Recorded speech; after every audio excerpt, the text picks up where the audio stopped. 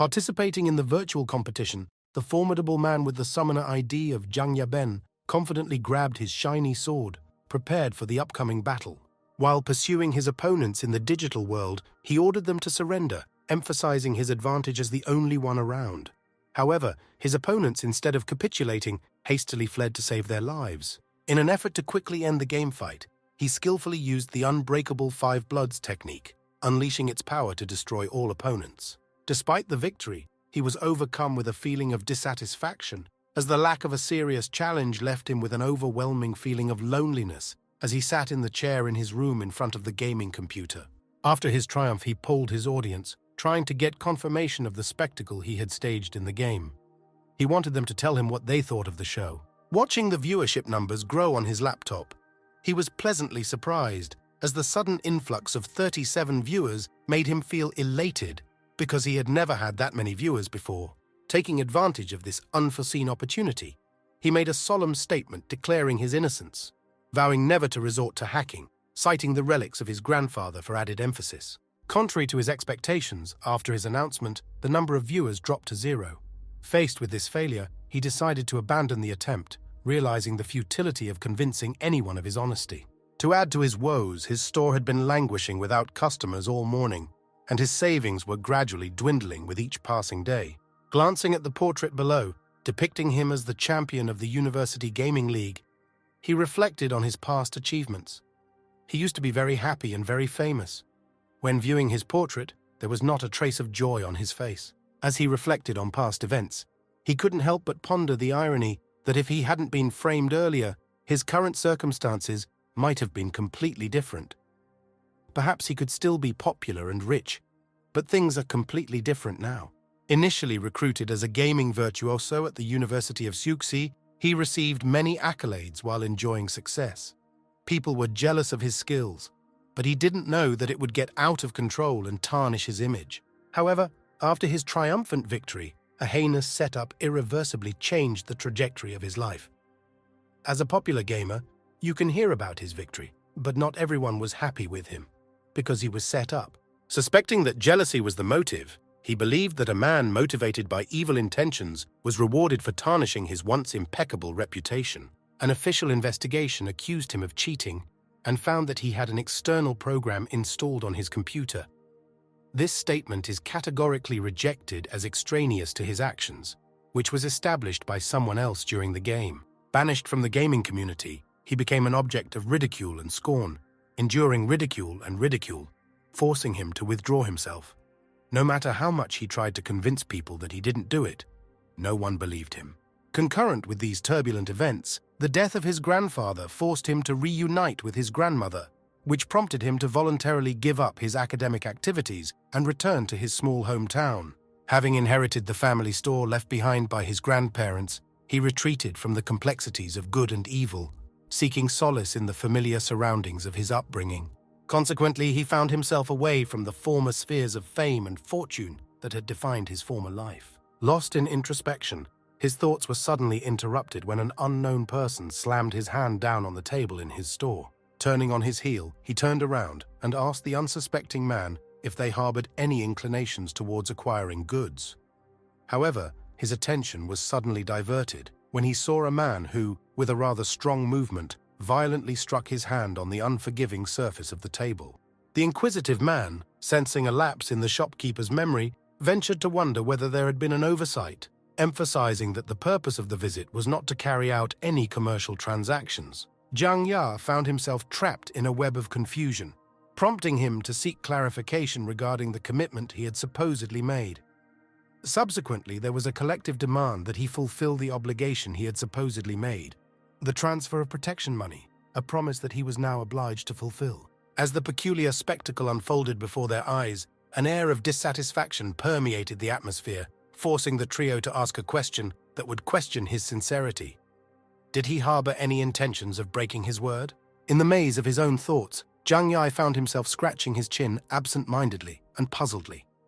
Slowly, the fog of memory cleared, and it became clear that these three people had crossed paths with him in the digital world, in an internet cafe, begging him for something. Unfortunately, caught up in the addictive game, he impulsively agreed. Taking stock of his reaction, The trio, hinting at a possible escape, interrogated him about his willingness to flee. After releasing the results of their investigations, they revealed his identity as Jiang Yai. An ominous warning was in the air. If the protection fee remained unpaid, the consequences would be dire. Overcome by a surge of anger, Jiang Yai furiously demanded an explanation. An expression of anger etched across his face. The trio's accusing fingers pointed at a wall decorated with portraits of the faces of his late grandparents. Revelations followed. There were no more, and the trio stated that they already knew the deceased couple. A mockery danced across their faces as they revealed the origins of the store, once owned by the now-deceased elderly duo. In a state of disbelief, Jiang Yai struggled with the sudden revelation, his teeth clenched, indicating his inner turmoil. Fueled by an incendiary mixture of emotions, he impulsively jumped over the table at the opposite end, the manifestation of his anger now materializing within the confines of the store. Grabbing one of the three by the collar, he asked them an angry question, challenging them to test his character. In response, he was derisively labeled a weak computer geek. A strong kick to Jiang Yai's chest left him writhing in agony, the physical pain now mixed with the turbulent emotions that surged within. The necklace adorning his neck, a symbol of some sentimental significance, gave way to an aggressive kick, its binding snapping as it fell to the ground.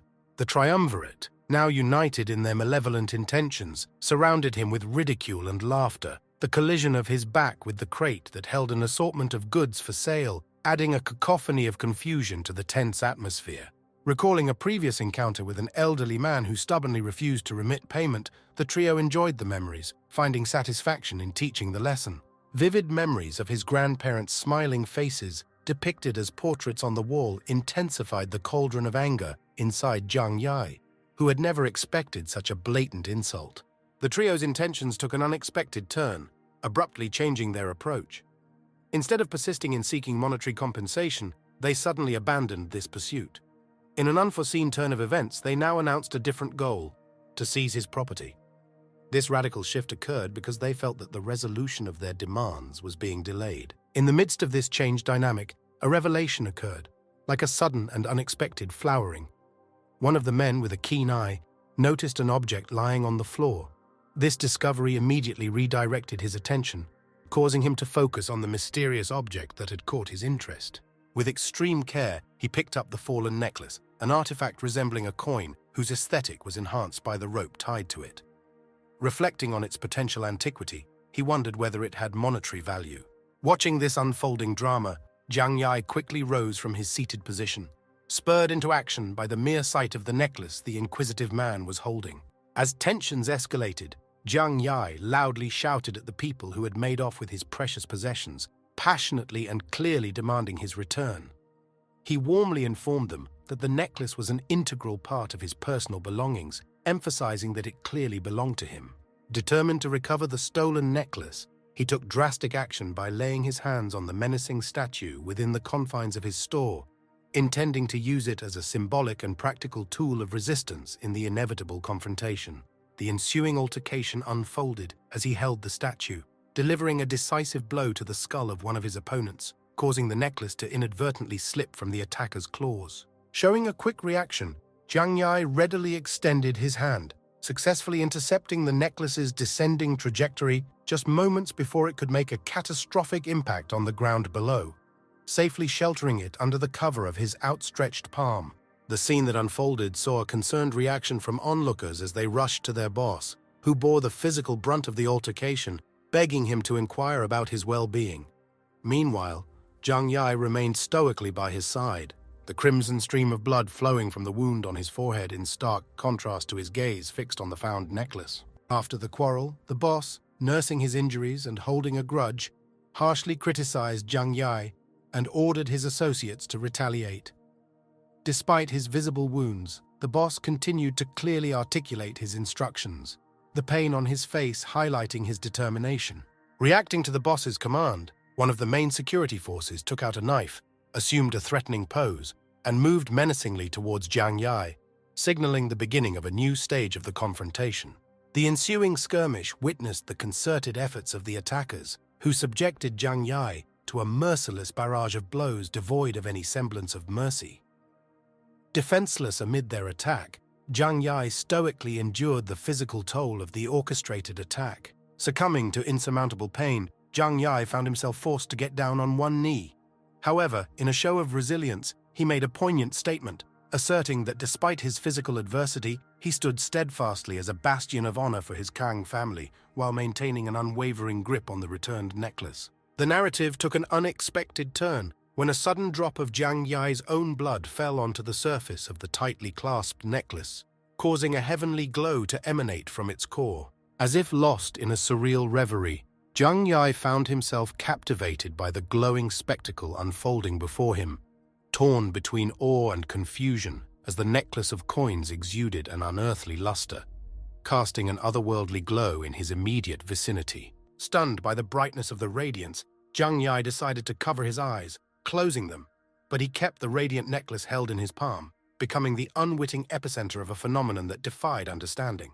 The sudden cessation of the trio's physical attack was caused by their collective amazement at the inexplicable spectacle of a million challenges unfolding before them. Looking at Jiang Yi, bathed in the radiant glow emanating from the coin necklace, they were faced with deep questions regarding the source and nature of the luminous phenomenon. The transformative power of the necklace became even more pronounced as it continued to shine with a dazzling brilliance, extending its luminous tendrils skyward and taking on mysterious shapes that left onlookers paralyzed in a state of disbelief and disbelief. In a moment of revelation, Jiang Yi, grasping the shining necklace with unwavering determination, realized that the course of his destiny had irrevocably changed, declaring himself the lord of the world, thereby cementing his newfound invincibility and deterring anyone from daring to harm him in the future. Against the bright daylight, the glowing illumination continued, casting an unearthly glow that rendered the three attackers motionless, a combination of awe, and bewilderment etched on their faces. Trying to calm the trepidation that had gripped his companions, one of the men tried to offer a semblance of reassurance, suggesting that the glowing spectacle could be nothing more than harmless fireworks. Meanwhile, others continued to express their bewilderment, raising questions regarding the true nature of the mesmerizing radiance enveloping Jiang Yi. In a sudden and unforeseen metamorphosis, the once bright light became a trail of dark energy, filling the atmosphere with a distinct hue of ominous purple, signaling a profound shift in the metaphysical forces at play. Sitting amidst this transformative energy, Jiang Yi transformed into a ghostly figure, bathed in a mesmerizing glow of purple radiance, clutching the coin necklace with unwavering determination, his eyes closed in deep contemplation. The men, now faced with an unexpected manifestation of supernatural power, stood paralyzed with expressions on their faces that reflected shock, fear, and disbelief, their expectations shattered by an unexpected turn of events that challenged their collective understanding. Suddenly, Jiang Yi's eyes fluttered open, releasing an intense, radiant cascade of golden light that immediately struck fear into those who witnessed this otherworldly phenomenon. In response to the inexplicable radiance, the spectators hastily left, calling Jiang Yi a ghost as he gradually descended from the unearthly spectacle above. Sitting in the lingering violet streak of light, Jiang Yi, with an expression of bewilderment, asked the fleeing people the reason for their sudden panic, questioning the reason for their hasty retreat. Inspecting his own form, he made a startling observation, noting that his body seemed to be engulfed in a glowing fire, an inexplicable phenomenon that added to the mystery of the situation. Fixing his gaze on the necklace of copper coins adorning his neck, Jiang Yi realized that he remembered that it was a copper coin that emitted a mesmerizing glow. As he clutched the copper coin necklace, its luster remained, casting an otherworldly glow that seemed to defy the laws of the mundane world. Interestingly, it seemed as if a trace of words reflecting the color of the shining light of the copper coin materialized directly in Jiang Yi's eyes. The words, brightly colored, seemed to carve themselves into the fabric of the purple sky, creating an opening through which the words shone with magnificent brightness. An invisible force grabbed Jiang Yi, pulling him upward into the glowing hole created by the copper coin, an ethereal gateway to unknown worlds. In an instant, he disappeared from the usual boundaries of the modern world, leaving behind confused spectators reflecting on the unusual incident. Meanwhile, the copper coin rolled gracefully through the air, its mysterious behavior attracting the attention of those below, speculating about its meaning. The index fingers followed the coin's fall into the air, suggesting that it might be related to the legendary territory of the Black Wind Demon. There were rumors in the crowd that suggested that the gates to the sinful world, which had been dormant for millennia, could be reopened. Skeptics have wondered about the possibility of escape for those serving unfinished sentences. With a thunderclap, Jiang Yai hit the ground, the force of his fall leaving a noticeable crack in the surface below him. Rising from the floor, he had an expression of confusion and speechlessness, his body drenched in sweat as he struggled with the surreal events that had unfolded that day. A puzzled Jiang Yai ran his hands over his body, affirming his continued existence and reflecting on the bewilderment of the inexplicable events that had befallen him. Suddenly shrouded in shadow, he turned to her with a mixture of curiosity and confusion on his face, not knowing what new mystery awaited him. Standing in front of him were two unusual-looking people dressed in traditional clothing, prompting Jiang Yai to question their presence and wonder if they were cosplaying. Unfazed by his question, one of the men questioned Jiang Yai about the external situation, questioning the abundance of aura, but he redirected the conversation by deflecting their questions and speculating on the nature of their peculiar appearance. Assessing Jiang Yai's essence, the fair-haired man picked up a trace of evil energy, deeming it useful for his unknown purposes. Taking this opportunity, his partner proposed a sinister plan of action to eliminate Jiang Yai in order to collect both his aura and demonic energy. While the sinister duo was about to team up against Jiang Yai, their nefarious plans came to an abrupt end when their attention was drawn to the arrival of an unexpected swordsman. Jiang Yai, struggling with confusion, pondered the meaning of these events. Overhearing their ominous conversation, Jiang Yai struggled to comprehend the surreal details. They talked about extracting his aura and ability to manipulate flying creatures, which prompted him to question the reality of his circumstances, wondering if he had unwittingly stumbled into a fantasy dream world. Faced with the ominous threat posed by these mysterious creatures, Jiang Yai considered sneaking away, hoping to escape their clutches. However, his hopes were quickly dashed as they ominously declared that there was no escape. Their eyes glowed an ominous dark blue, and there was an unmistakable evil expression on their faces. Assuming that the shining light had somehow turned the swordsman into madness, they held awe at his unpredictable actions. Their overall conclusion set the stage for the impending conflict.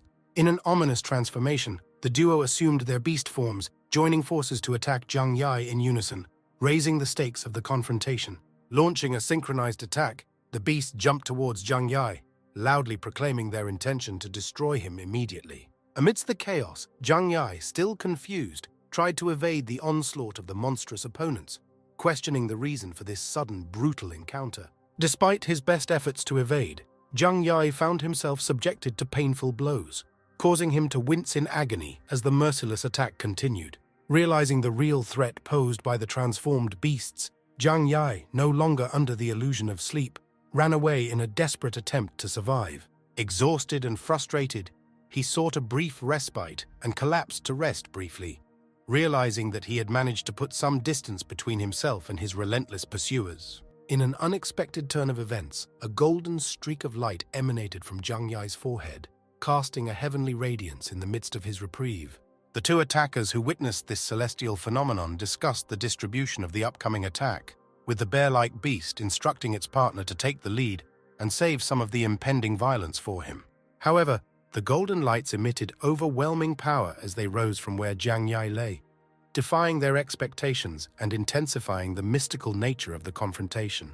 In a sinful world, a perceptive young girl discerned the luminous words forming in the sky, recognizing them as the emblem of the Kang family lineage. With a quick snap of her fingers, she disappeared from her original position, leaving behind an ominous statement that she would not allow them to escape the consequences of their actions. As the mysterious girl left, her ominous words lingered, adding an air of inevitability to the unfolding events. The bear beast, realizing Jiang Yai's lack of aura, cultivation, and spiritual presence, tightened its grip, confused by the inexplicable state of its captive. Suddenly, to the beast's amazement, Jiang Yai disappeared from his hands, leaving the beast confused and wondering about the reality of the situation. The bear was overcome with confusion as he wondered about the sudden disappearance, his hands now empty where Jiang Yai was held moments ago. Suspecting that his partner had somehow swallowed Jiang Yai, the beast accused him of being a demon bear and demanded that he release all the spatial treasures obtained from the disappeared swordsman. Angrily threatening the bear's family, the partner insisted on handing over the treasure, emphasizing that they lacked livelihood from absorbing the aura for a millennium. The looming fear intensified as a mad swordsman entered the scene, striking fear into the once confident duo, who now struggled with the knowledge that their actions could have triggered a force beyond their control. He walked into the room, a sinister grin on his lips, brandishing his sword with an evil glint. He was enveloped in a glowing light purple aura, adding an eerie undertone to his menacing presence. The moment he arrived, he stated an intense feeling of a fresh aura in the air. He pointed to beings who had previously undergone a transformation, signaling the detection of unusual energy. With a nostalgic tone, he noted that it had been a long time since he had encountered such a pure and fresh aura. For him, this presented the perfect opportunity for a ceremonial sword sacrifice. The bear, perplexed, asked about the nature of the so-called fresh aura. This called into question the man's peculiar fascination with the scent that caught his attention. The eccentric person asked the bear about the location of the fresh aura. In response, the bear begged for mercy, claiming that Jiang Yai was weak and did not deserve the man's deadly blade. Jiang Yai, finding himself miraculously alive, felt a wave of confusion wash over him. Puzzled, he wondered why he used the word again and scratched the back of his head in confusion. Seeing Jiang Yai sitting and unharmed, the bear expressed confusion, prompting him to wonder about the inexplicable survival. Jiang Yai, believing that the madman's sword had spared him, took solace in his unexpected survival. The bear, looking at Jiang Yai, noticed that he looked like a middle-aged, experienced master. Grateful that his life was spared, Jiang Yai changed his gratitude when the madman's sword launched an attack called sword thrust. Jiang Yai, who was stabbed in the chest, was stunned to find that there was no blood flowing from the wound. At the same time, the madman's sword reflected his confusion, unable to comprehend the lack of blood. Accepting the bear's earlier assessment of his weakness, Jiang Yai accepted the lack of blood as confirmation of his vulnerability. The bear, sensing the anomaly, assumed that something was wrong and detected a powerful force coming from within Jiang Yai. Turning to face the unexpected presence behind him, the bear was stunned by the discovery. The man's reappearance brought joy, and he again informed Jiang Yai of their meeting. He asked if Jiang Yai practiced immortal magic or substitution art, leaving Jiang Yai confused and ignorant. The madman praised Jiang Yai, declaring that he was worthy of wielding the sword, preparing for another attack. Leaping into the air, the madman mercilessly slashed Jiang Yai with his sword, but each blow repeatedly brought Jiang Yai back to life. In desperation, Jiang Yai pleaded with the madman, expressing weariness from the constant cycle of death and rebirth. He asked if the madman was tired of the continuous battle. The madman, unable to understand Jiang Yai's resilience, prepared for another attack, confirming that Jiang Yai was worthy of being targeted. The sword repeatedly fell on Jiang Yai, but each blow could not end his stubborn existence. Despite the merciless onslaught, Jiang Yai, in a continuous cycle, revived after each fatal blow. Jiang Yai, tired of the merciless cycle of death, called out to the madman, expressing his weariness. He wondered if the madman was also tired of the seemingly endless struggle. The madman, amazed by Jiang Yai's resilience, could not believe his inability to commit suicide. In desperation, he asked how many times Jiang Yai would return after death. Turning his attention to the transformed beasts, Jiang Yai questioned their lack of help, given their enormous strength. They admitted their inability to help him and retreated tactically. With amazing speed, the madman flew into the air, ready to deal another brutal blow to Jiang Yai. In his merciless attack, he paid no attention to any requests for clemency or reprieve. Gripped by excruciating pain, Jiang Yai's agonized screams echoed, marking the dire nature of his predicament. The torment he endured seemed to be a form of cruel and merciless torture, causing him to crave any conceivable means of release. Suddenly, the imminent threat of the madman's impending strike against Jiang Yai suddenly ceased. The tension in the air became palpable as the attacker's movement ceased, providing a momentary respite from the relentless attack. The sudden interruption found its source in the form of a young girl who materialized in front of Jiang Yai. With a stern warning, she warned against breaking any promises. In her hands, she held the broken tip of the madman's sword, a weapon that had been pointed menacingly at Jiang Yai just moments ago. The madman, overwhelmed with amazement at the sight of this unearthly figure, looked incredulously at the broken remains of his sword.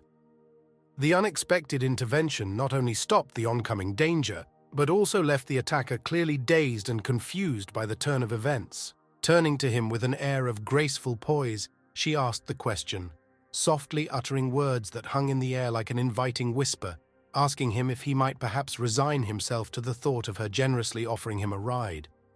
The response from his lips was an immediate intuitive refusal, caused not by simple resistance, but by a palpable hidden fear that seemed to permeate his entire being. Showing respect, he bowed gracefully, a gesture filled with unspoken apologies, conveying the urgency of his departure, an urgency that would not tolerate any delay. This revelation struck Jiang Yi like lightning, leaving him stunned for a moment. His mind struggled with the incredulity of meeting a seemingly deranged man who, paradoxically, recoiled in fear. The mystery deepened as he pondered the mystery girl's identity, prompting him to sign his disbelief. Having left the lair of the metaphorical tiger, he unwittingly found himself in the lair of the metaphorical wolf. As a sign of admiration, she expressed in words that he was a kind soul, asking if there was anything in his power that he could wish for. A thin, almost imperceptible smile graced Jiang Yi's face as he internally realized the undeniable attractiveness emanating from her. She reassured him by emphasizing that her plea had no weight, and all she wanted was for him to get out of the labyrinth of the sinful world. A simple request that had deep meaning. Puzzled and confused, he confessed his misunderstanding, revealing a state of mental confusion caused by the complexity of the riddle of the sinful world. Gently, her fingers touched his forehead, a gentle touch that served as a prelude to the revelation that the Kang family carried the mantle of guardians of the sinful world. Delving further into the depths of the revelation, she formulated that the entire cohort of demons in the sinful world was definitely under the control of his Kang ancestral family. Stirring the caches of memories of his formative years surfaced, bringing back memories of the past that his grandfather regaled him with about a mysterious, sinful world. His grandfather's tales unfolded, telling tales of capricious gods, and the younger Jiang Yi was left puzzled by the vague concept of same to forward. Explaining the inextricable connection, his grandfather shared the knowledge that the sinful world is inextricably linked to their respected Kang family. Continuing to develop the cosmic dichotomy, his grandfather expounded on the long-standing division between immortals and mortals. When a living being achieved immortality, he was drawn to his inevitable ascension to the ancient immortal world, leaving the mundane human realm behind. Having strayed from the righteous path, some immortals fell into crime, which led to their expulsion from the ancient immortal world and being sent to the punitive confines of the sinful world. The mantle of control over a sin-filled realm or appointment as guardian of an ancient immortal realm constantly fell on the shoulders of a chosen descendant of their venerable Kang line. Remarkably, his grandfather passed on the mixed blessing, honor, and heavy responsibility inherent in this role.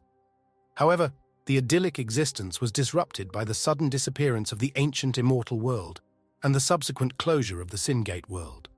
The secret passed down from generation to generation of the Kang family has turned from a blessing into an enduring curse. A burning desire arose for the grandfather, a desire for his offspring to lead a quiet life, free from the shackles of a sinful world and its dark complexities. Piecing together the pieces of family history, Jiang Yi's growing understanding of his identity began to take shape.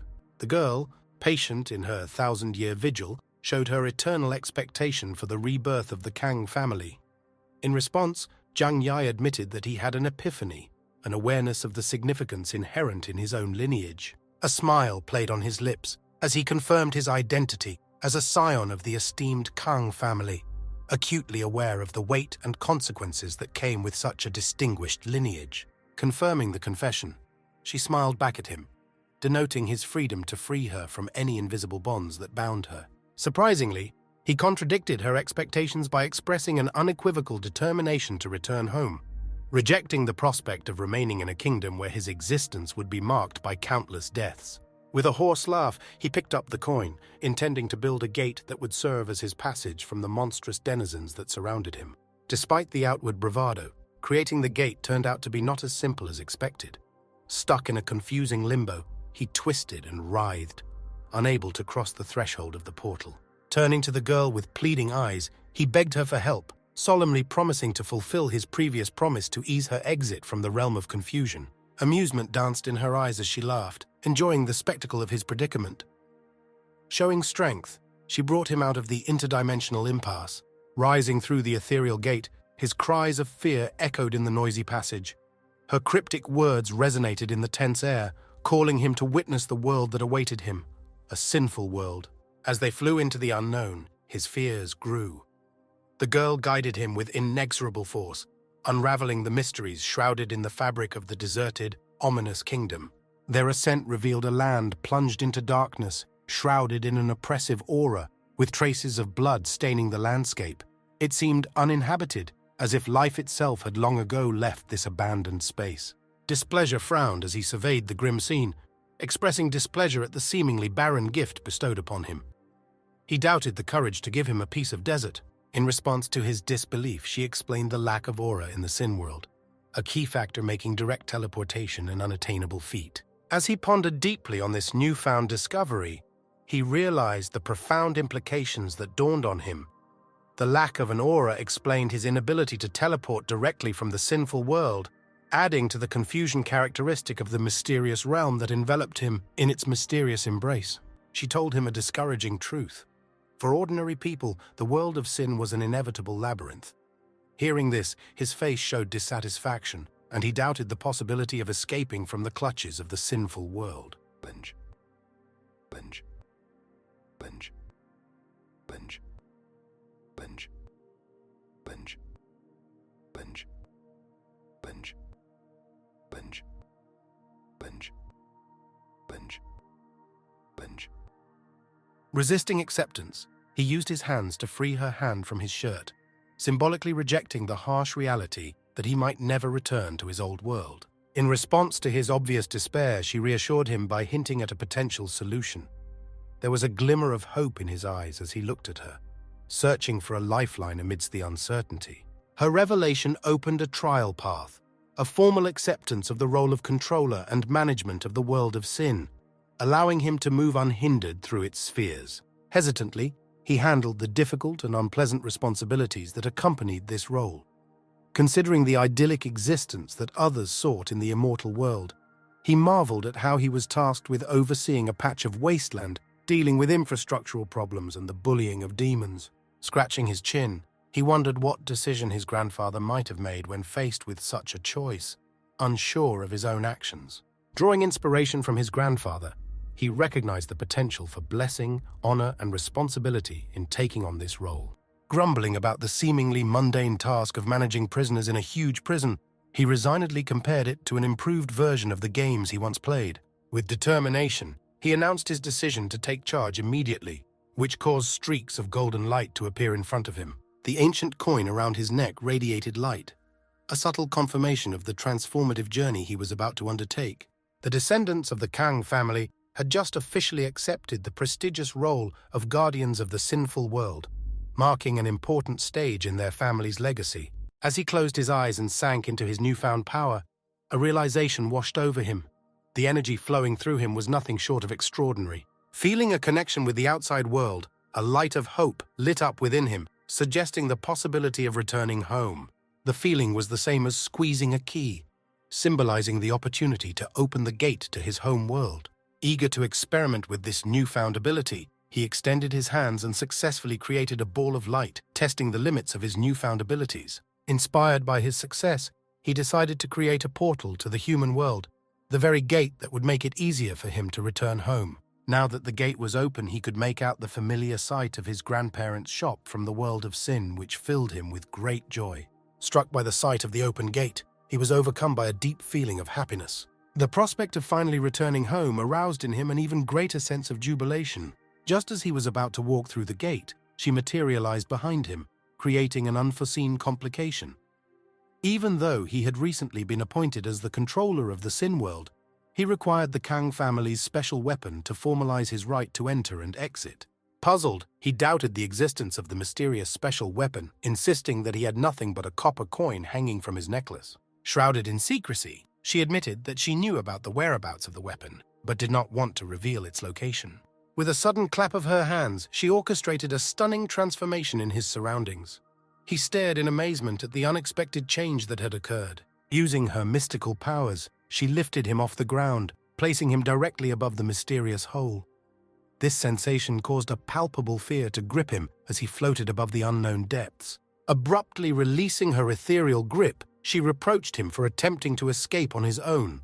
In a cryptic revelation, she revealed that the elusive special weapon was not located in some external location, but was in fact inextricably linked to his own personality. Rising from the ground in discomfort, he expressed his disappointment, calling her apparently immortal and questioning her stinginess, while simultaneously expressing concern that he nearly lost his cherry in the process. He immediately stood up. The other beings that were in the Sin world smelled him and knew that he was the Kang family, and then they decided to take revenge for imprisoning them for thousands of years, and said that although they could kill him, they would make his life unbearable. He became confused when he saw a group of people surrounding him, and then told them that he was the new boss and why exactly they wanted to kill him. They decided to attack him together, but he just stood there while they attacked him countless times and did nothing because it didn't even hurt, so there was no need for him to dodge or counterattack. After merciless attacks, exhausted by the constant bombardment, they were faced with the realization that he, the sinister puppeteer, held sway over the world of sin, rendering their physical attacks powerless against his formidable defenses. Recognizing the futility of conventional means, they decided to use unearthly tactics, venturing into the realm of spiritual warfare. Using the esoteric and elusive technique of the spectral sleeping demon, they sought to trap him in the labyrinth of his own subconscious. He expressed a desire to excavate the darkest corners of his mind, allowing a flood of the most painful memories to swallow him into the chilling embrace of nightmares. As he lay prone, lost in the ghostly tapestry of his memories, the weight of the memories threatened to drown him in the depths of his own despair. A flood of memories flooded back to cover his post-installation life, echoes of scorn and ridicule from those he considered comrades, accusations of incompetence branding him as the architect of their collective demise. His cherished relationship has collapsed, the fragments of affection replaced by the judgment of his former lover, who once perceived him as a prodigy, now blinded by disappointment. Whispers of misfortune enveloped his family, with rumors spreading that each member had met an untimely death. In the throes of this introspective whirlpool, happiness eluded him. But as the memories began to fade, a fleeting sense of relief crept in. With eyes wide open, the ghostly remnant of the inner demons dissipated, leaving behind a victorious and unburdened soul, the conqueror of its own shadows. Quickly waking up, he found himself filled with an overwhelming wave of power, newfound strength coursing through his veins. Suddenly feeling a presence on his arm, he launched a powerful blow at those who attacked him, the power emanating from his renewed being. Puzzled, he carefully examined his hand and discovered a mysterious weapon, the origin of which was shrouded in mystery. Questioning the authenticity of his perceptions, he wondered if it was a simple hallucination. A young girl approached Jiang Yai from behind, congratulated him, and confirmed that the mysterious weapon would now grant him the rightful mantle of managerial power in the world of sin. The indomitable Kang family boasts a legacy of the impressive God Wipe, hailed as their most powerful weapon. This legendary artifact, shrouded in mysticism, is evidence of the family's formidable origins. Passed through the annals of time, the divine napkin originates in the hands of Kang Zia, the revered ancestor of the Kang family. Its enduring legacy has been passed down through generations, a treasured relic with a history steeped in martial prowess.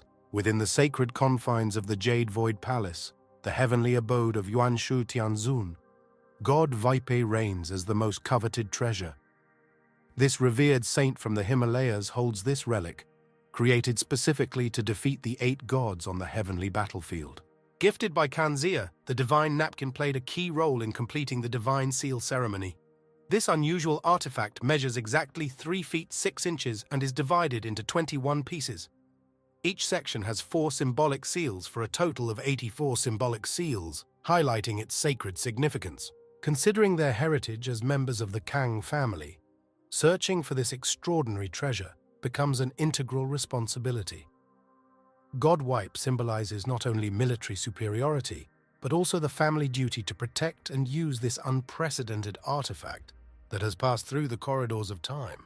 She told him that he didn't know how to use it, but he was busy rejoicing in the fact that his ancestors were rich, and then he turned to the people who attacked him and said that he was going to try and attack him first. Brandishing the special weapon with confidence, he pointed it decisively at one of his opponents, declaring his intention to test the power of his God Wipe. Faced with impending punishment, the victim begged for mercy, tears streaming down his face as he begged for mercy from this formidable excellency. Anticipation was in the air as he began cleaning, but to the surprise of the onlookers, nothing happened. A collective silence enveloped the area, replaced by surprised disbelief at the unexpected turn of events. Seeing the failed attempt, the mysterious figure burst into laughter, prompting his confused question. He demanded to know why she had fun when the proclaimed strongest weapon was ineffective. In response, she called him stupid and enlightened him on the intricacies of Godwipe. Explaining the 21 sections, each adorned with 4 symbols, she explained that the consultant's authority spans 21 levels, each corresponding to a symbol and enhanced. With a hint of condescension, she instructed him to activate level 1, thereby activating the first section of symbols. Only then, she assured, would he unleash Godwipe's true potential and unleash its immense power on his opponents. Initiating Godwipe with new understanding, he unleashed its power on those who had previously attacked him. The blow was devastating, causing serious damage to each of his opponents standing nearby. As he surveyed the aftermath of the attack, his face showed a mixture of surprise and disbelief. Seeing the extent of the injuries suffered by his now beaten opponents, he couldn't help but find the effectiveness of divine rubbing somewhat staggering, bordering on the realm of exaggeration.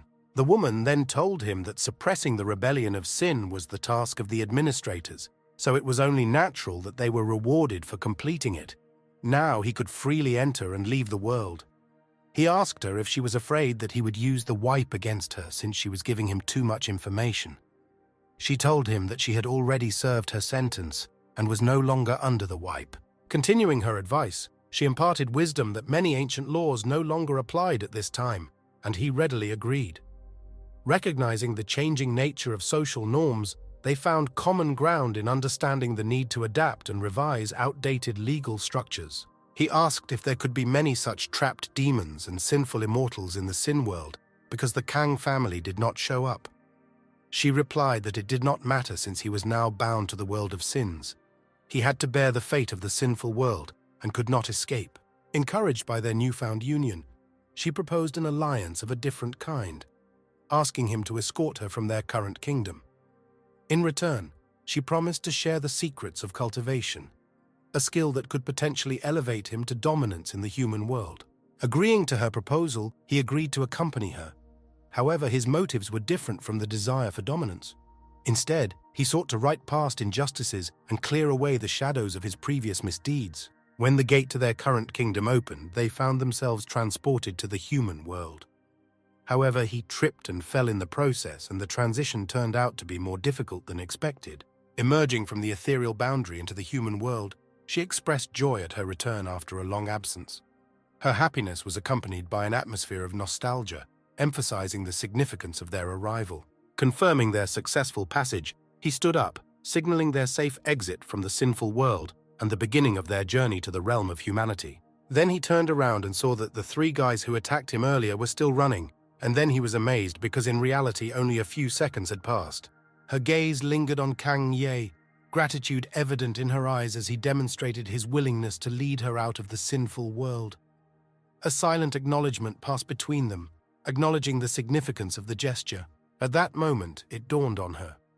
Observing Kang Ye's determination, she believed that he had the potential to save a world that was on the verge of collapse due to sin. Seeds of hope sprouted in her mind, anchored in his strength and dedication. The physical toll of their journey weighed heavily on Zhang Yai, as was evident from his labored breathing after his long journey through the sinful world. His thoughts were tinged with a hint of regret, wondering if it was worth the risk of buying clothes given how tired he was. Walking next to him in the human world, she couldn't help but notice the curious glances directed at her.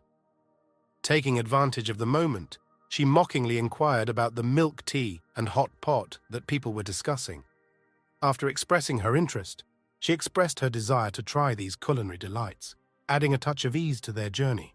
People can't stop whispering and talking about her clothes or cosplay, and how did they not know that Zhang Yai's child grew up so big, even though he wasn't married yet?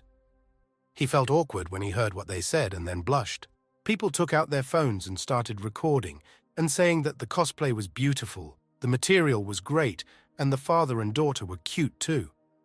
But then one of the recording men recognized Jiang Yai and said that he looked familiar, as if he had seen him somewhere. When he was recognized, he was overcome with urgency, and without a moment's hesitation, Kang Yai quickly took it up, beginning a quick escape. As he ran across the terrain, he outpaced his pursuers, putting considerable distance between them and potential capture. Relief washed over him when they found a secluded spot that offered temporary shelter. The breakneck speed with which he evaded pursuit prevented his pursuers from catching up or discovering their location. However, the respite was short-lived, as she urgently needed to change clothes. During his chaotic escape, he was approached by an employee of a women's boutique, her disappointment palpable.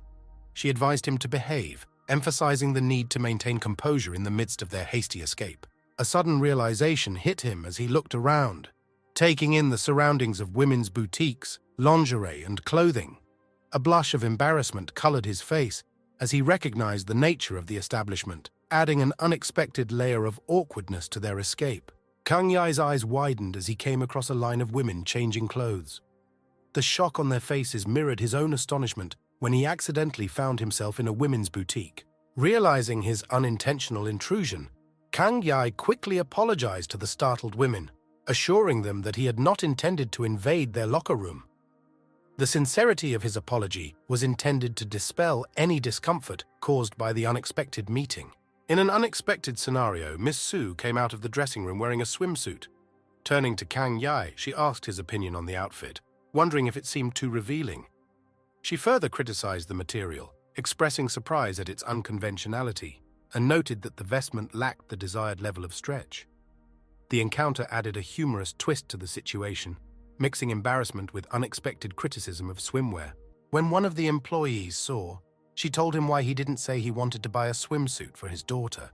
But she immediately spoke up and said that she was not his daughter, and that she just lived at his house, and they didn't even know each other. Miss Su's candid remarks about the revealing nature and peculiar material of the swimsuit left the other ladies speechless for a moment.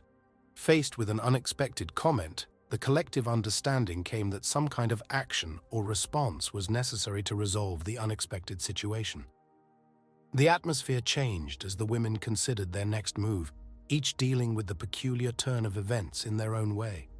Faced with rising tensions, the women, feeling backed into a corner, hastily took out their phones to report what they believed to be a kidnapping case to police. At the same time, Jiang Yai, realizing the seriousness of the situation, grabbed Miss Su's hand and begged her for the consequences of her actions, saying that she had unintentionally implicated him. In the midst of this, a concerned observer shouted at him to stop. Assessing the urgency of the situation, Madame Su decided to use her mystical powers to correct the misunderstanding. Realizing the need to quickly change her appearance, especially given her current outfit, a swimsuit, she began to use her powers to change her appearance. In an instant, Miss Su successfully used her powers to transform from a swimsuit into her original set of clothes, smoothly returning to the clothes she had been wearing before her unexpected outing to the women's boutique. This sudden transformation was intended to dispel misunderstandings and restore a semblance of normalcy to the unfolding situation. While they were running, he saw that she had changed clothes and told her that if he had known that she could change clothes, he wouldn't have to buy her. But then she responded by telling him that the change of clothes spell consumes magical power. And there was no corresponding spiritual energy there. During their hasty escape, Kang Yai and Miss Su encountered a woman with vibrant purple hair, her serious expression catching their attention as they rushed past. The purple-haired woman stopped abruptly, a sense of foreboding filling her as she sensed an ancient and ominous scent in the air. The unmistakable aura of ancient evil persisted, prompting her to pay attention to the unfolding situation. When the police gave the order to stop the alleged kidnappers, the purple-haired woman swung into action. Relying on her mystical abilities, she took out a magic paper and declared that the kidnapper had suffered an unfortunate fate by crossing her path. As a follower of the righteous path, she has sworn to punish and destroy evil, demonstrating her unwavering commitment to upholding justice. Finally reaching the safety of his home, Kang Yai breathed a sigh of relief, the tension dissipating as he sat down. The trials and problems of the day have subsided, giving the opportunity to rest and reflect. A few minutes later, Miss Su came out and said that she had changed her clothes. So when are they going to play outside? She told her that they shouldn't go out for a while, and if she wanted to watch something interesting, she should use the computer, which had everything. Kang Yai introduced a computer game and was amazed as she gently touched the device, asking if it was what people call a computer game. Confirming his curiosity, Kang Yai claimed his divine status, declaring himself a true god. Her eyes sparkled with excitement as she eagerly expressed her desire to join in and play the game. Inspired by the idea of collaboration, Kang Yai imagined the formidable team they could become by joining forces with Su. Recognizing the potential invincibility of their partnership, he felt a surge of optimism about returning to their former glory. Filled with happiness from this new strategy, Kang Yai foresaw a quick return to the top. Confident in the strength of their combined efforts, he believed that success was inevitable. Kang Yai approached her with the intention of giving recommendations on the game, but she categorically insisted that she understood everything perfectly and was invincible. Her confidence hinted at a competitive spirit, setting the stage for energetic gameplay. The room fell into stunned silence the moment she lost the game. The unexpected turn of events left Kang Yai and Su momentarily speechless, their anticipation giving way to a shared sense of surprise. Kang Yai couldn't hide his disappointment as he watched Su lose. The disappointment was caused not only by her loss, but also by her reluctance to accept guidance or instruction from him. Her independent approach was less successful than expected. Undaunted by her defeat, Su did not let it affect her. Instead of dwelling on the failures, she continued to immerse herself in the gameplay, finding the challenge and excitement exhilarating. Her resilience in the face of defeat hinted at a determined spirit willing to take on the challenges of the virtual world. He stood behind her and told her that he wanted to teach her how to play the game, but she lost and didn't listen. Su simply ignored him while he talked behind her back and was busy playing her games. Suddenly and mystically, a magical paper surrounded by a golden medium light flew into their room, catching their attention. This enchanted paper had the power to banish evil spirits, its purpose being obvious as it lay on the floor of the room. His very presence hinted at a force fighting an invisible evil. The magic paper turned into a paperman trying to enter the room where Kang Yai and Su were engrossed in their game. However, he met resistance, blocked by a formidable magical force emanating from within. Despite numerous attempts to enter the room, the paperman faced insurmountable obstacles. Exhausted by his futile efforts, he finally succumbed to fatigue and fell to the floor. Ignoring this mystical incident, Su continued to immerse herself in the game. Fascinated by the computer's capabilities, she was amazed by its functions, expressing her intention to create a similar device in the future. Her enthusiasm for the game and technological innovation has remained unchanged. Kang Yai, taking advantage of the opportunity for growth, suggested that Su learn new techniques to create innovative weapons. Eager for progress, he reminded her of her promise to teach him the art of practice. In response to his request, Su snapped her fingers, creating a book.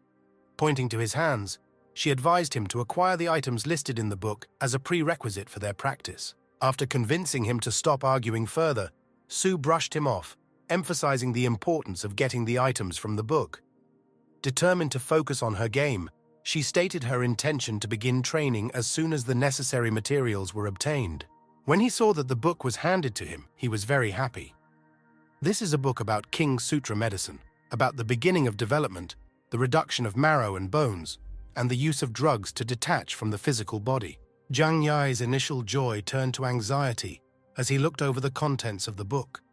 It listed high-quality goods, each with a hefty price tag, including items such as ginseng. The realization that purchasing the said goods would deplete his hard-earned savings prompted him to voice his complaints. Frustration grew as he realized the financial implications of these unexpected expenses. While expressing his dissatisfaction with the impending financial hardship, Kang Yai bemoaned the fact that his career savings were now being diverted to the purchase of these expensive, high-quality items. As soon as Kang Yai left, Su, seemingly unfazed, stood up and casually stepped on the paperman. However, her flinch indicated that even this mystical being was not immune to the physical world. Lifting her foot away from the paperman, Su turned her attention to the virtual world. Unhappy with her playing group's performance, she attributed their defeat to external factors, specifically blaming the field within the game. She then used her feet to lift the paper man, who was struggling to free himself. She looked at him and said that the little paper man was very spiritual and seemed to be a family treasure, but it was a pity that their spellcasters were not skilled in this art and had limited range. While expressing her dissatisfaction, Sue criticized the apparent lack of progress in the skills of the dumb monk from the talisman school, highlighting the supposed stagnation over millennia. Showing a mixture of amusement and contempt, she squeezed the paperman tightly, causing him to tremble in her arms. Her actions served as a form of mockery, further emphasizing her disdain for the mystical being. Unrelentingly amused, Sue decided to escalate the situation by casting a stronger spell on the paperman. The magical energy intensified, promising a more powerful effect on the enchanted creature. Concluding her interaction with the paperman, Sue said goodbye to him as he jumped out of the window after being released. The mystical creature, now under the influence of her magic, began a journey outside the room. Meanwhile, at the herbal shop where Zhang Yai stood, contemplating purchasing the medicinal herbs listed in the book, the paperman encountered a new problem. The paperman struggled to climb up Zhang Yai's legs, holding him tightly with a mixture of anger and determination. Despite the obvious resistance, the enchanted creature continued its ascent, clinging to Zhang Yai's body, a peculiar demonstration of mystical interaction. The purple-headed girl closed her eyes to feel where the paperman was, and when she saw him, she opened her eyes and immediately headed in the direction she sensed him. Driven by urgency, Sue jumped onto the windowsill, ready to rush to the spot where she had sensed the paperman. Deciding not to be late, she moved forward at high speed, navigating her surroundings with agility and focus as she approached the paperman's location. Arriving at the herbal store, Sue positioned herself outside, her gaze fixed on Zhang Yai inside as he went through the process of purchasing herbs. Using her magical abilities, Sue initiated spells, summoning her paper soldiers to prepare for the imminent battle. The air around her crackled with mystical energy as she prepared her powers. When the spell took effect, the paperman, who had previously been in motion, abruptly stopped moving. He froze, as if he were being manipulated by an outside force, answering Sue's magical call. Meanwhile, inside the store, the staff informed Zhang Yai that some medications were incompatible with each other. Calmly, he brushed off the concerns, insisting on acquiring the herbs despite the potential risks, emphasizing the urgency of the situation. Startled by the unexpected noise, Zhang Yai turned around and saw a strange sight, a paperman standing on his heart. The meaning of this mystical spectacle puzzled him. The girl with the purple head, apparently the creator of the paperman, found herself under attack from her own creation. Confused, sitting on the floor, she wondered why the seemingly cheerful paperman had turned hostile. In her upset state, the girl pointed at Zhang Yai, calling him a demon and demanding an explanation for his alleged actions. The sudden accusation left Zhang Yai confused as he struggled to understand the unfolding situation. Zhang Yai, struggling with confusion, turned to look into the noise, only to find himself being blamed without understanding the cause. The unexpected turn of events left him at a loss. Trying to diffuse the tension, Zhang Yai extended his hands, offering help to the girl who was being attacked. He inquired about her well-being and offered to help, trying to understand the situation. Instead of accepting the offered help, the girl became afraid, interpreting Zhang Yai's gestures as a prelude to another attack. Her fears increased, fueled by the belief that he was trying to harm her again. She immediately jumped up and then fell, which is why she prepared herself for a fight and told him that he shouldn't even think about attacking her again. She brought her magic papers to get rid of evil and then told him that he had committed a crime on the street, desecrated her treasure, and was now trying to take advantage of someone. She picked up the newspaper and then stated that she was Fei Lui from the Tianxin sect, so she was going to kill him today for the sake of heaven. Kang Ya was confused and then asked what was going on. He was surprised that one could meet a practitioner even while shopping and asked why she attacked him. As she launched an attack on him, one of her papermen immediately jumped up and then blocked the attack for him. She was surprised when her newsboy parried her attack. She pointed at him and called him despicable. She was injured in a counterattack and then asked him how he knew about their school's paper folding technique.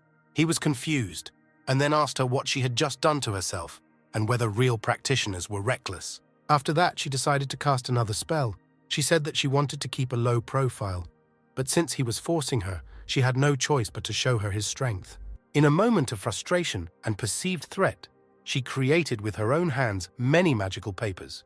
each of which was endowed with the power to dispel evil. Intending to use them, she prepared to use the mystical documents against him. Sensing danger, she quickly drew her sword, branding him a demon and forcing him to look at the blade's potential. The atmosphere became tense as the confrontation escalated. In response to her intimidation, Zhang Yai, feeling a surge of fear, declared that he had nothing to see in her sword. His attempt to downplay the situation reflected his desire to defuse the conflict. Realizing the imminent danger, Zhang Yai took decisive action. Anticipating an attack, he quickly opened the gate to return home, putting his own safety above further combat. The portal offered him a quick escape, emphasizing his instinct of self-preservation. Surprised and in disbelief, she could not understand how he managed to escape her. His sudden escape left her in a state of shock, and she had to struggle with the knowledge that he had slipped through her grasp. She was silent for a while and did not understand what was happening. The aura she just felt is not like the sinful aura she felt before. It also wasn't the same as the spell aura on the paper soldier, so she wondered if it was possible that they could be an evil cultivation group. The staff then pulled her out of her thoughts and asked if the two of them played cosplay and performed dirty magic, after which he told her not to influence his business. He then extended his hand and asked her to pay for the magical herbs that Kang Ya had collected. She tried to defend herself, but the store owner had just told him that he understood everything well, that they were on-screen enemies, but in reality they were KP. After completing the payment, the shop owner shared her point of view, acknowledging the strength of her companion's magical abilities. His remark hinted at an acknowledgement of the power of the mystical talents demonstrated by the human Sue. In a deserted and fiery landscape, where heat permeated the air, a lady occupied the central throne. The barren area echoed with flickering flames, creating a dramatic scene for her presence. Catching the tantalizing aroma, the lady licked her lips in anticipation, her senses heightened by the aroma of something seductive wafting in the air. Having discovered the essence of what she believed to be an immortal weapon treasure, the woman expressed her intention to seize and enjoy her newfound acquisition, eager to explore its potential. Absorbed in the virtual world, Sue's reactions were mirrored in the real world as she continued to play the game.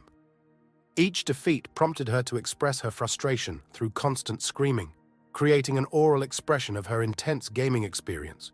Immersed in intense gameplay, Sue's attention was focused on the virtual world when suddenly a gate materialized in the room. The sudden appearance of the portal added to the atmosphere of mystery. Taking advantage of the opportunity, Kan Yai, having successfully purchased medicinal herbs, rushed into the room. The gate acted as a bridge between worlds, allowing him to seamlessly transition from the herbal store to the space where Sue was engrossed in her game.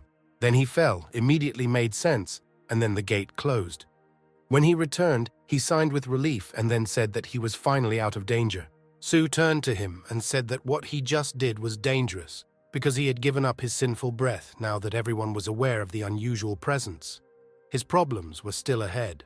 Kang Ya got scared when he said the word problem, and then complained that he had opened the gate before and nothing happened, but still responded by telling him because it was a fact that she was with him. When she saw that she had lost the game due to negotiations, she became angry. She angrily pointed the mouse at the floor and then said that her opponent was targeting her since she was dead again. Continuing her virtual conquest, Sue confidently asserted that in reality, her opponents would die within a few turns. Meanwhile, Kan Yai, seeing the valor of his broken mouse, felt himself flooded with tears. Distraught over the lack of funds to replace the damaged mouse, Kan Yai expressed his financial difficulties. In a moment of apparent generosity, Sue snapped her fingers, signaling mystical intervention. Instantly reacting to her gesture, Kan Yai found a brand new mouse in his palm. The unexpected gift pleased his eyes, and he admired the sudden change. Grateful for the new mouse, Kan Yai, still excited, asked Sue if she could finally teach him the art of practice. Eager to learn, he sought advice to improve his skills. Wanting to share her knowledge, Sue agreed to train Kan Yai on one condition. He had to help her defeat a formidable opponent on the other side of the virtual world, a player she considered difficult and sneaky. The proposed alliance added a layer of co-op play to their unfolding adventure. Sincerely agreeing with Sue's condition, Kang Yai stood in front of the gaming system, confidently declaring that gaming was his forte and expressing his willingness to accept the challenge. In the midst of the game, Kang Yai, intrigued by Su's remarkable performance, pointed to the impressive score on the computer screen. Curious and impressed, he inquired about the strategy or skill that led to such amazing records, wanting to unravel the secrets of her gaming prowess. Then it occurred to him that she was not playing under her name, but playing under his name, and he realized that it was all over. He has failed countless times, and his opponents laughed at him because he called himself a professional player. Seeing that he was causing trouble for losing games, she hit him on the head and then told him that he'd better get some sleep so she could fix everything. The next day, a medicinal mixture was carefully prepared for Zhang Ya, designed to prepare his body for the upcoming cultivation. Suddenly, his eyes snapped open, remnants of Su's previous attack still lingering in his memory. Startled, he saw Su, completely naked, put her hands in the water in his bath. Zhang Ya, stunned and filled with indignation, demanded an explanation for her actions. Undeterred, she maintained an annoyed expression on her face, seemingly unapologetic about everything that had happened. Su explained that she was simply helping him alter his bone marrow, enhancing the effectiveness of somewhat lackluster world herbs with added spiritual energy for easier absorption. The mere mention of the word taste stunned Zhang Ya. His mind froze for a moment while he took a bath. The unexpected reference to taste made him feel uneasy in a vulnerable environment. Following Su's instructions to continue taking the bath, Zhang Ya listened as she promised to make a body-cleansing treasure for him, adding a layer of mysticism to their interaction in the tranquil setting of the bath. Suddenly, a tremor ran across Zhang Ya's face as he instinctively reached for his neck, as if trying to capture something elusive in his memory.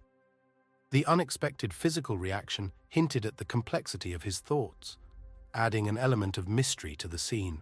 As he emerged from the healing bath, he saw what Su imagined to be a transformative device that could change his physique.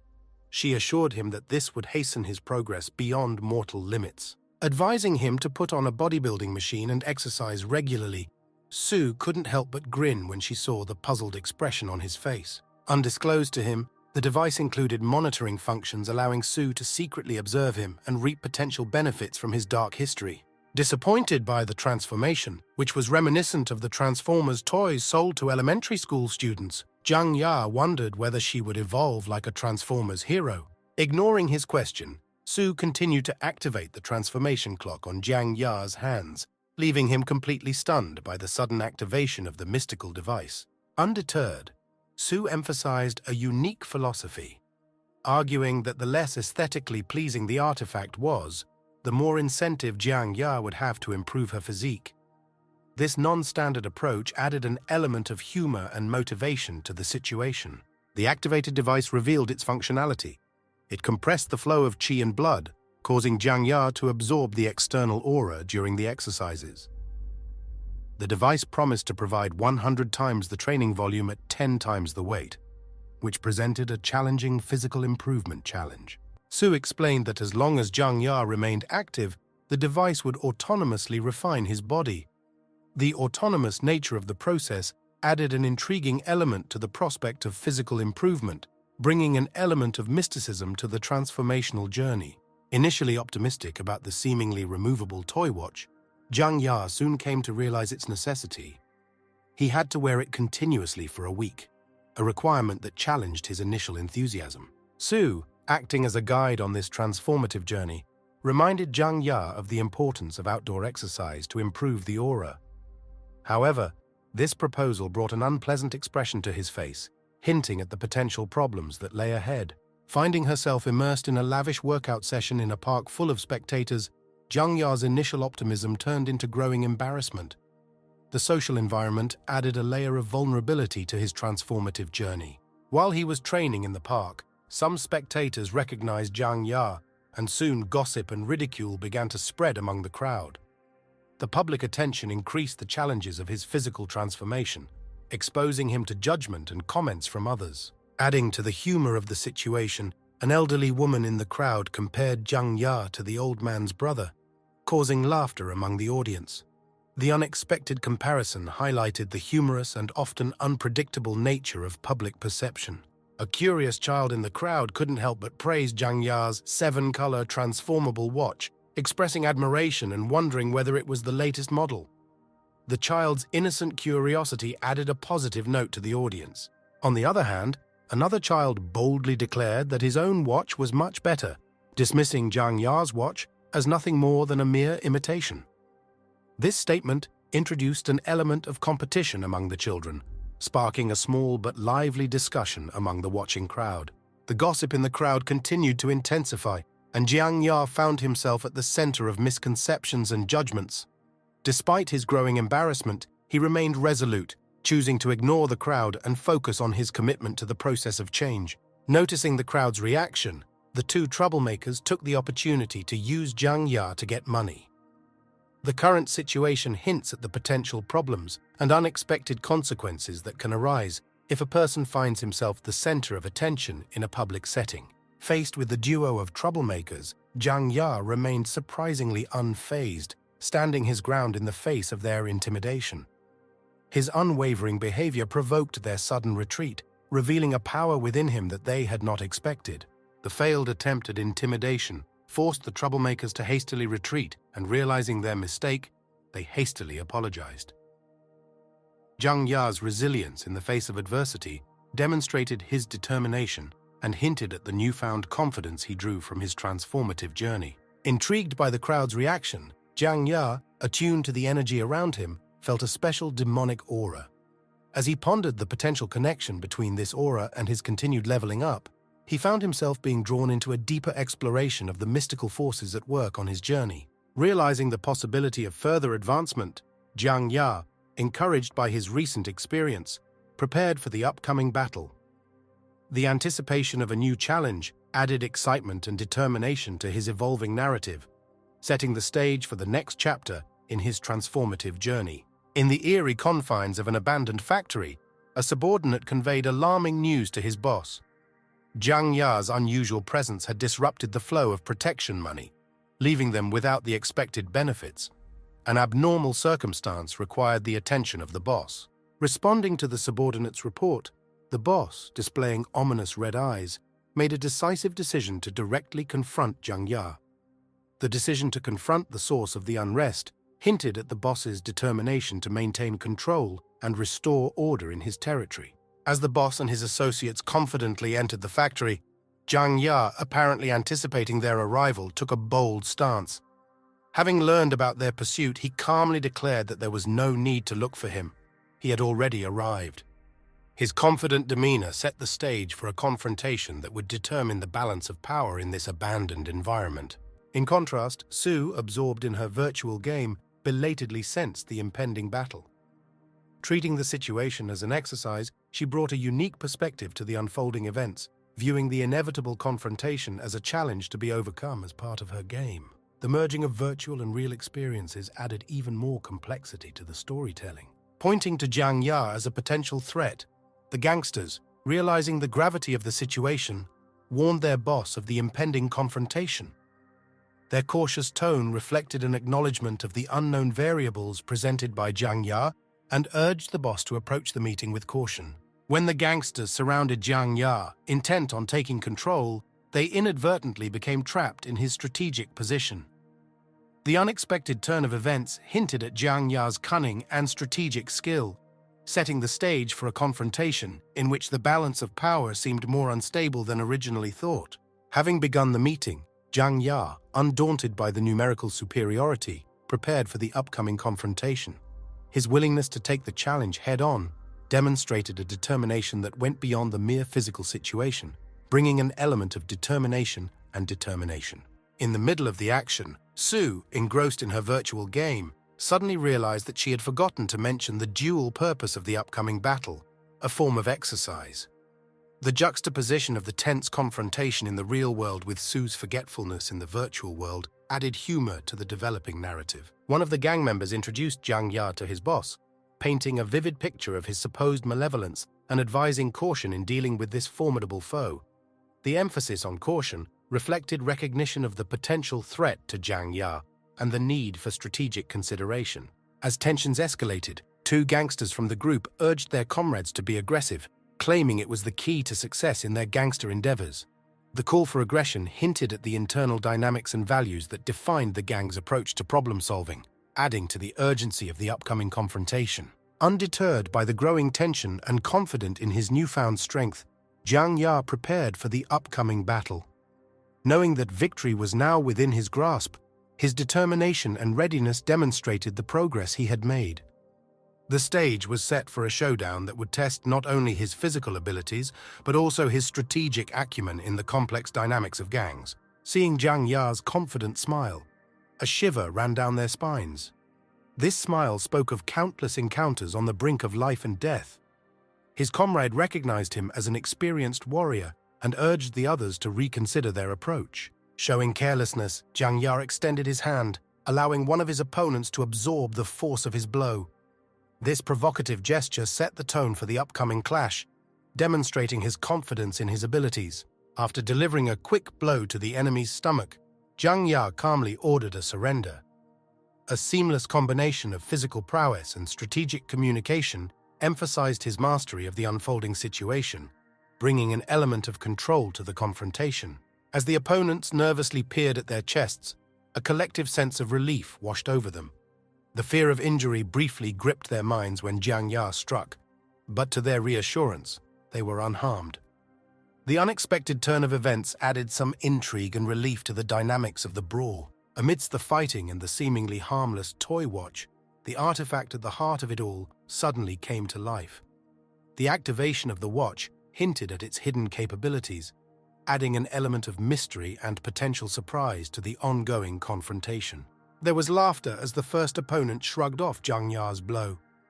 Their initial impression was of him as a formidable fighter, but they discovered that he was just a middle-aged man with a playful accessory. Undeterred, they chose to attack together, recognizing the need to overcome the unexpected resilience. Armed with the staff, they advanced, aiming for Jiang Ya's arms. In a reflexive attempt to defend himself, he bore the brunt of their attack. Surprisingly, the rod, intended to cause harm, succumbed to unexpected force. A metallic clang echoed as he collided with an unexpectedly strong obstacle, leaving Jiang Ya and his attackers in bewilderment and amazement. Saying that the road curved when she hit him, he said that he had yet to test the strength of his body after purifying his body. The bandits around were in shock. Jiang Ya took the rod and hit him on the head to try again, and then the rod bent. He smiled when he saw that nothing could hurt him anymore. The bandits surrounding the place stood in shock and silence, finding the unfolding events completely unbelievable. The unexpected turn of events left them bewildered, adding an element of surprise to the atmosphere. Skepticism took hold of one gangster who could not understand the reality in front of him. Trying to check the authenticity of the situation, he took a fire extinguisher and threw it directly at Jiang Ya's head. Jiang Ya, reacting to the blow, turned to face the source of concern. Despite the strong blow, he remained unharmed, as if the object had barely touched him. His display of resilience left viewers in a state of disbelief, questioning the boundaries of reality in front of them. The bandit who initiated the attack, realizing his miscalculation, immediately dropped to his knees in tears. Overwhelmed by remorse, he began to beg for mercy, admitting his wrongdoing in the face of Jiang Ya's seemingly invulnerable behavior. The emotional response added complexity to the unfolding narrative, revealing the impact of Jiang Ya's display of power on those present. They decided to run away before Jiang Ya could react and do anything. When he ran away, they called him crazy. He tried to stop them and said he just wanted to ask something. Seeing that they would not stop, he took gasoline and told them that if they did not stop, he would set the place on fire by blowing up the factory. Then everyone will die, but he won't. They gave up immediately after hearing his words. With the situation under control, Jiang Ya strictly instructed the gangsters to reveal the truth about their recent business dealings. He demanded full transparency, calling on them to disclose every detail of their recent activities. Meanwhile, in the underground base, vigilant guards were on duty, monitoring the surrounding area for any signs of suspicious persons or activities. The atmosphere in the secret facility was one of tension, as guards remained on high alert, ready to respond to any potential threat. There were animals lying around inside the base, and among the animals the head of the base was sitting and smoking. They planned to go up the mountain by midnight and shoot the broad tiger. If they had succeeded that night, they would have gone 3 years without hunting. He held up a card with a dark, dangerous aura, and then said that with this card they would not lose. The 2 guards watching over the underground base were wondering why no one had come with them to change yet. They were 10 minutes late and asked if they were feeding the mosquitoes at the base. They turned to Jiang Ya, who was working towards Mandiba, glad that at least one of them was approaching. They asked why it took him so long to come and asked if he was the only one who came. He apologized and said that he had some game and had a stomachache, so he came first. They reminded him how many times they had warned them not to open his own kitchen and complained about how they had stood there for so long. But as soon as he took out the cigarettes, their complaints lessened. Jiang Ya told them to give him a break and then told them that they should come and smoke a cigarette. It was actually a good thing. They liked the cigarette and also felt that it was quite good and convenient. They asked him what brand it was and said they had never seen it before. 2 minutes after smoking, they were knocked out. Jiang Ya told them that of course it was convenient because it was the best Yakushika Sutra recipe that was in the book that Su gave him. He tied up other guards who also smoked and behaved badly. They had no idea what was going on and then kept them behind walls. He remembered how he received information about the warehouse from the green-haired bandit he had beaten. If they didn't have the courage to look around the warehouse, then he had the courage, so he was going to see it. When Jiang Ya opened the door of the warehouse, an unbearable and putrid smell, similar to the stench of strong sin, wafted around. A dark and ominous aroma hung heavily in the air, creating an unsettling atmosphere. The heavy smell wafting from the warehouse hinted at something deeply disturbing, a smell tainted by the essence of intense sin, adding to the gravity of the situation. Determined to uncover the source of the ominous smell, Jiang Ya turned on the lights in the warehouse, illuminating the space and revealing the secrets hidden within. The sight that greeted Jiang Ya inside the warehouse was shocking and left him speechless. The contents of the room presented a disturbing picture that exceeded his expectations and caused a visceral reaction to the disturbing scene. The warehouse held a macabre collection, dead animals, living animals, and the skeletal remains of some creatures coexisting in a grim tableau. This discovery plunged Jiang Ya into a realm of horror as the stark contrast between life and death unfolded before him in the confined space of the warehouse. The disturbing sight at the warehouse revealed a disturbing inventory of numerous endangered animals and plants, causing Jiang Ya to worry. He was gripped by a wave of speculation as to whether the warehouse was the center of a poaching ring, facilitating an illegal trade that threatened these vulnerable species. Walking further through the warehouse, Jiang Ya's dissatisfaction grew as he realized the extent of the exploitation. The grim reality of endangered animals and plants trapped in this space weighed heavily on him, fueling a sense of urgency to address the injustice he faced. Suddenly, the bear slammed its paw onto the cage in front of him, catching Jiang Ya by surprise. The sudden and unexpected movement caused him to scream, revealing the tension and fear that permeated the environment. The bear, seemingly upset or agitated, echoed Jiang Ya's cry, releasing a loud and terrifying roar within the confines of its cage. The encounter heightened the atmosphere of confrontation, with the bear appearing ready to defend itself against perceived threats. Jiang Ya's empathy grew as he observed the animals in captivity, their confinement in stark contrast to the freedom they were supposed to enjoy. The realization of their limited existence brought about deep sadness, strengthening his determination to improve the plight of these imprisoned beings. Despite the bear's attempts to communicate, Jiang Ya found that he could not understand the meaning of his sounds.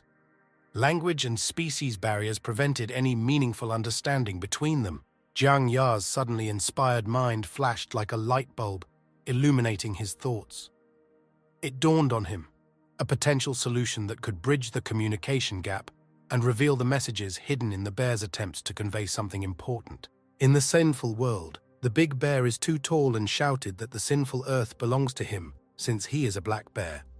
He had no intention of letting anyone go. But his speech was interrupted when he felt a hand on his shoulder. He was momentarily confused. The hand led him out of the sinful world into the modern world. Jiang Ya crusted the bear's neck and told him to interpret what the caged bear was saying. The bear's sinful world was momentarily confused. Then, after a moment, it dawned on him that he was no longer in a sinful world, that he was free, and the aura around him was the smell of Reiki. He cried out for joy that he was free and no longer in a sinful world, that he, the spirit of the black bear, had finally come out. Jiang Ya called him and told him to turn around. The bear asked who dared to provoke him turning around. When he saw the special weapon of the sinful guardian of the world, he immediately recognized it. He knelt before the warden and thanked him for his hard work, then apologized for not seeing him or greeting him sooner. Zhang Ya told him to translate what the caged bear was saying, and the black bear got angry and asked who dared to keep them, the black bear, captive. He told him to hurry up and that he was holding him, wasn't he? So he told him to hurry up and translate. The bear told him that he would transfer immediately. The black bear approached the caged bear and listened to him as he recounted what had happened. She explained that she was a mama bear, and a man with a fire stick hunted them down and killed the entire family of black bears. She and her cub escaped and were caught. Mama bear cried, and then the black bear told Zhang Ya that Mama bear had already become a wise person because of the action she had taken. The black bear then turned to the warden and told him that he could smell that he didn't smell like the bad guys, so he wanted to beg him to save the bear's mother and their children. After listening to the translation, Zhang Ya opened the door to the sinful world and threw the bear into the sinful world, while he shouted, saying that he was imprisoned by the word of sin to avenge his family. Hearing the bear's cry of being in pain as he walked through the door, he knew that his current demon release level was still very low, and his entire body felt very weak. After that, he approached the mama bear who was in the cage and told her that he would deal with the poaching gang and that she should not worry. But there were other things that he needed her help with. Deep in the forest, a wildlife warden carefully followed tracks that hinted at the presence of poachers, people who had previously wreaked havoc on the fragile ecosystem by mercilessly killing wildlife. His intuition warned him that the poachers were at it again, this time seeking to destroy the lives of other innocent creatures in the nearby forest. Among the trees, two gangsters observing an illegal operation were amused to see a mother bear fiercely protecting her precious cub. A wildlife guard quickly appeared, waving a gun and sternly ordering them to stop their malicious actions. In a matter of seconds, both gangsters lay wounded, victims of their own malice. The steadfast guard vowed to prevent them from escaping justice, his firearm pointed firmly at the fallen intruders. The gang boss recognized the loyal forester, remembering their previous meeting when he was chased and shot. He asked for confirmation of the ranger's identity, stating that this time luck would not be on the ranger's side. The unfazed ranger was informed that the gang leader had strengthened his forces and was confident that he could not be stopped. Drawing their weapons, the gangsters targeted both the ranger and the protective bear. In despair, the ranger questioned the prevalence of lawlessness among the villains. Just as the tension reached its peak, Zhang Ya materialized in front of the forester, declaring that justice would prevail now that he had arrived. Addressing the ranger, Zhang Ya instructed him to inform the forest police and the landscape bureau of the current situation. Expressing concern, the ranger advised Zhang Ya to be careful, emphasizing the urgent need to disseminate information about poaching. While observing the scene, one of the gang members expressed suspicion, doubting the sudden turn of events. Another gang member shared this opinion, confident that the boss never missed a beat. The gang leader's demeanor changed and he acknowledged the uneasy feeling, the awareness that something was wrong. Sensing the presence of this type of ghost card, the gang leader decided to let Zhang Ya drain his ghost energy, realizing the value of what the intruder possessed. After giving instructions to his band, the chief ordered them to release all their ammunition without fear. Zhang Ya, momentarily puzzled, wondered if the gang leader knew about the world of sins, given his mention of valuable assets. Bullets were fired at Zhang Ya, but none of them hit the target, and they inexplicably fell to the ground, reaching his face. Realizing that they were out of ammo, the gang member informed the boss that, based on his experience, the remaining ammo should be sufficient. Approaching confidently, the gang leader held his ghost mark, expressing ignorance about the sect that had given out Zhang Ya's ghost mark.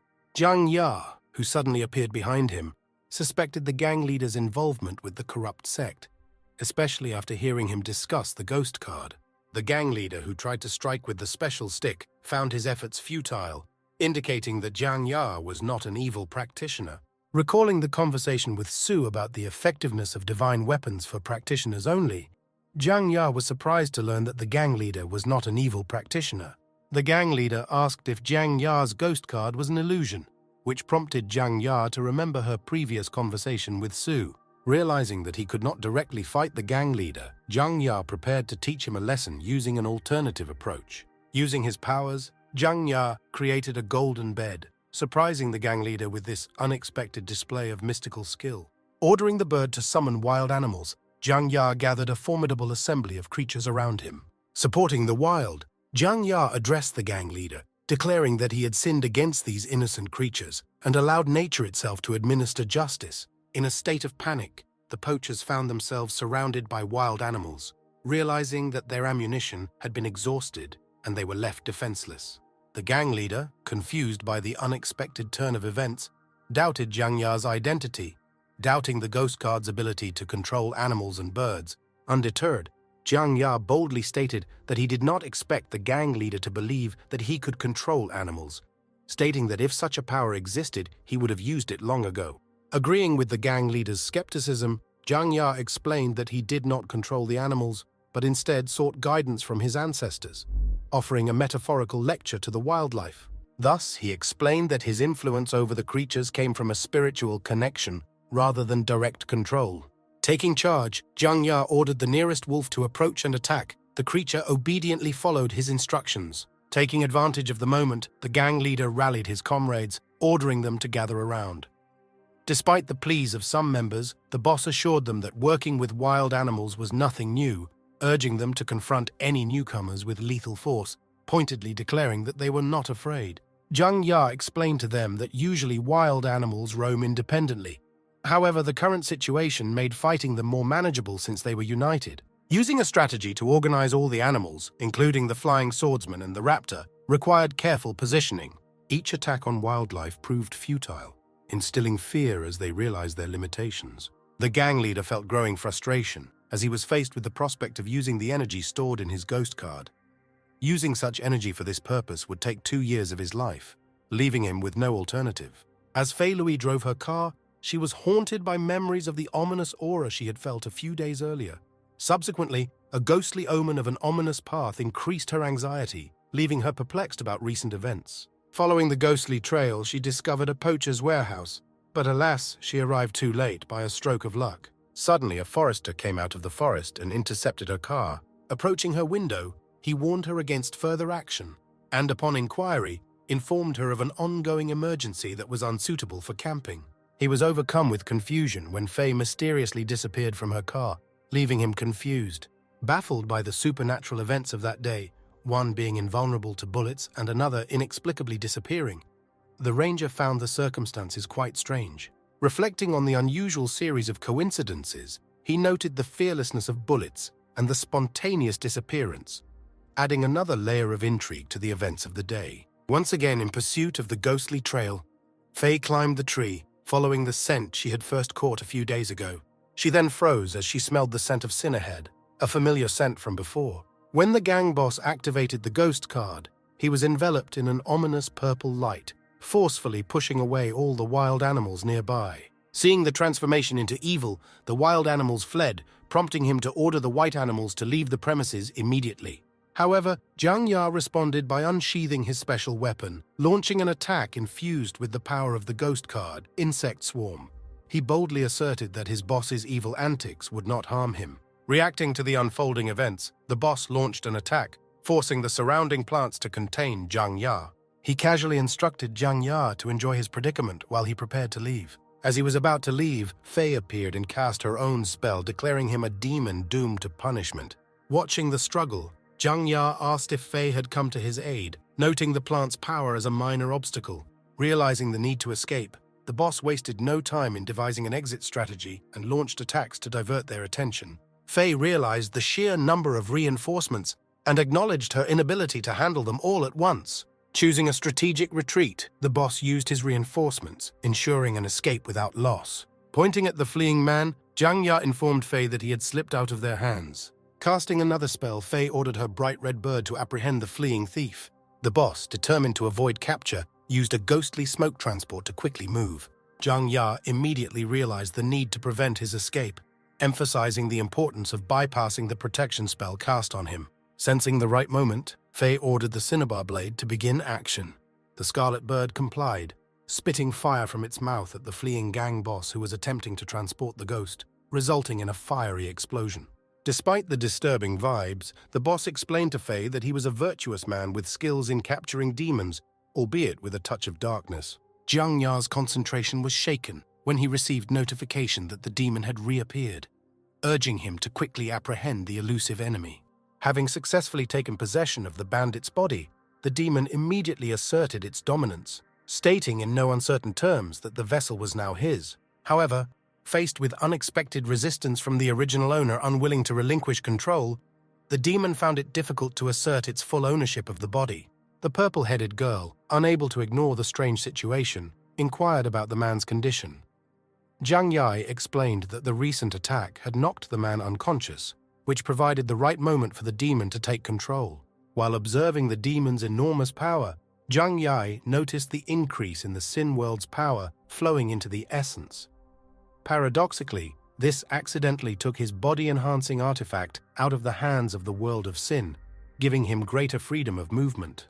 Apologizing for her previous suspicions, the purple-headed girl expressed her remorse to Jiang Yai, who graciously accepted her apology, understanding the nature of the misunderstanding. Despite their previous tension, they once again focused on the upcoming battle with the demon, each preparing their weapons. Jiang Yai with her golden staff and the purple-headed girl with her talisman. Suddenly, before they could begin their attack, the demon slyly positioned itself behind the purple-headed girl, taunting her with comments about the enticing aroma of her flesh. Quickly launching an attack to cut off her head, the demon was stopped by Jiang Yai, who instinctively used his arm as a shield to protect his companion. After biting Jiang Yai's hand, the demon recoiled, expressing disgust at the unfamiliar taste, prompting him to wonder about the nature of the disgusting substance. The enraged demon aggressively attacked Jiang Yai and the purple-headed girl, berating them for their perceived hypocrisy and alienation while demanding their lives. Recognizing the overwhelming power of the demon's attack, the purple-headed girl expressed concern. However, Jiang Yai assured her that their defense did not lie in physical strength, but in their unique skills. After the demon's attack, Jiang Yai felt an ominous infection in the area where he was struck, losing awareness of his surroundings, vision, and even executing his own attacks. Succumbing to a mysterious illness, Jiang Yai collapsed to the ground, prompting the purple-headed girl to rush towards him, calling in vain for him as he passed out. Quickly administering the life-saving elixir, the purple-headed girl assured Jiang Yai of its rapid effectiveness and urged him to flee urgently if time was of the essence. In a gesture of reconciliation for their previous misunderstanding, she explained that the elixir served as compensation, emphasizing her sincerity in helping him. Turning her attention to the demon, the purple-headed girl activated her true Battle Blood Talisman card, summoning the power of Sprint and warning the demon of the impending encirclement by thousands of righteous. Ignoring her warning, the demon mockingly shrugged off her attack power, responding with an active attack that hit her in the face. Laughing, the demon declared his intention to not only take over the purple-headed girl's body, but also to dominate the collective consciousness of righteous people throughout the world. Just as the demon prepared to cause harm, Jiang Yai entered the fight again, causing the purple-headed girl to be surprised and worried. She urgently urged him to flee before the demon turned its aggression on him. Contrary to her request, Jiang Yai declared his commitment to the battle, stating that he could not give up the fight and must stay behind to confront the malevolent entity. In response to the demon's question about Jiang Yai's choice of weapon, the sword, the conversation was interrupted as the demon hinted at a potential tactic to let his guard down. Jiang Yai, speaking to the demon, advised against being too shy, admitting that he too had recently learned these sword techniques. However, the main thought lingered in his head. He resorted to blackmail pills to restore blood. Hearing Jiang Yai's revelation, the demon could not contain his disdain, calling him a simple martial arts practitioner. He doubted the audacity of Jiang Yai's secret attack. The imperturbable demon asserted his superiority by casually stating that the small wound inflicted on him was insignificant. With an air of arrogance, he declared that he was able to correct this by using the energy of his soul, warning against unjustified arrogance. Thinking about the demon's mention of soul energy, the purple-haired figure couldn't help but remember its nature. After sharing this knowledge with Jiang Yai, she identified it as a bloody soul curse, revealing a sinister connection. Explaining the sinister origins of the ghost card, she explained that it was created through a blood spirit spell, a malevolent spell that cleanses the life force of mortals by feeding their souls. Realizing the dangerous consequences of the demon's evil spell, she urged Jiang Yai to be careful. In offering her assistance, she expressed her intention to momentarily detain the demon, giving him the opportunity to escape if he chose to do so. Ignoring the purple-headed girl's worries, Jiang Yai calmed her down. He proclaimed himself a super soldier, confident in his ability to face any challenge. At the same time, he encouraged her to observe, emphasizing his ability to easily cope with the situation. Without hesitation, Jiang Yai quickly moved towards the menacing demon, assuring the purple-headed girl that he would return soon. In response, she anxiously advised him to exercise caution in the face of danger. The persistent demon taunted Jiang Yai, constantly urging him to get closer. With a maniacal laugh escaping his lips, the demon ominously promised that sooner or later, Jiang Yai's flesh would become his property. Using a dynamic strategy, Jiang Yai launched a barrage of attacks from multiple directions, skillfully dodging the demon's retaliatory strikes. In a daring maneuver, he used the cleaver martial art style, flying into the sky with impressive agility. Taking the opportunity, the demon questioned Jiang Yai about the martial arts power he had unleashed. With an air of malice, he stated his intention to kill him, but also suggested that such an attempt would be futile if one simply used a martial art. To the demon's amazement, Jiang Yai disappeared from the sky and reappeared right in front of him. With a decisive move, he plunged his golden sword into the demon's heart, leaving him in shock and agony. Jiang Yai explained that he used an orderly sword slash technique specifically designed to defeat demons like his opponent. Further, Jiang Yai revealed that he used the ghost sword style to disguise the true nature of his attack. With a sly grin, he asked the demon if he understood his tactics, while maintaining a knowing expression on his face. Rejecting the demon with a vulgar gesture, Jiang Yai asserted his superiority in single combat, claiming that despite the demon's age advantage, he was the preeminent lone assassin in the country. Recognizing Jiang Yai's prowess, the demon recognized his value as a formidable opponent among many. The unfazed demon declared the invincibility of his blood-soul spell, claiming that as long as his soul body remained intact, his soul energy would persist, making him immortal. Amused by the demon's bravado, Jiang Yai urged him to realize the gravity of his predicament and ordered him to examine the wound on his chest. Puzzled, the demon asked about Jiang Yai's cryptic statement, but soon realized that his soul energy was dissipating. Confused, he wondered where the elusive energy of his soul was. Jiang Yai, taking the opportunity, explained that his only goal in the confrontation was to get closer to the demon, opening the door to the world of sin. As the demon groaned in agony, Jiang Yai bid him farewell, pushing him towards the door of the world of sins with triumphant determination. In the world of sin, another person boasted of his sword skills and mused about the possibility of living without them, a manifestation of sword madness. Sensing the intrusion, the figure turned around and marveled at the energy of the demon's soul, finding it a powerful tonic. He scolded the demon for the impudent intrusion into his domain. Exhausted but victorious, Jiang Yai and the purple-headed girl lay on the ground, sighing in relief as they accepted that it was finally over. Jiang Yai, despite his recent victory over the evil demon, found that there was an uneasy feeling inside him, a nagging feeling that something was wrong, as if the evil force had not been completely eradicated. However, he struggled to identify the source of his anxiety or understand the reasons for this constant anxiety. At the same time, on the top of a distant mountain, a demon suddenly awoke, uttering a piercing scream. Furiously questioning, the demon sought answers to the question of who sent his double. The young man, taking on a leadership role, ordered a fellow policeman to take him to the place where the captured bandits were being detained. Pushing the officer forward, he emphasized the urgency of their mission. He further informed the police officer of a well-meaning citizen in need of rescue, emphasizing the need to expedite their intervention and rescue the said person. Their shock increased when they reached the place where the bandits had been captured. To their surprise, the criminals were stretched out, some sleeping and others suspended in unconventional positions, leaving the young man and the policeman momentarily speechless. Explaining the scene, the young man claimed that the figures lying on the ground were indeed murderers. However, their leader was conspicuously absent, causing them to turn their attention to his location. Heading in a different direction, they encountered a leader who exhibited erratic behavior, walking aimlessly, singing and dancing enthusiastically. The young man and the policeman watched in shock, struggling with the inexplicable transformation of the leader and his group. As Jiang Yai and the purple-headed girl, along with the young man and the policeman, chased the enraged leader, convincing him to stop, Jiang Yai couldn't help but think that justice had finally been done. He expected the killer to be apprehended and subsequently imprisoned for a significant period, perhaps 8 to 10 years. Amidst these thoughts, the purple-headed girl expressed confidence that they would be rewarded for their virtuous deed when they eventually returned. Intrigued, Zhang Yai turned to her, bringing them into close proximity, and asked about the nature of the reward. The purple-headed girl blushed as she responded shyly, begging him to keep some distance due to their closeness, her face turning red. Quickly reacting to her discomfort, Zhang Yai quickly apologized, assuring her that he would back off for a moment once he had improved his situation.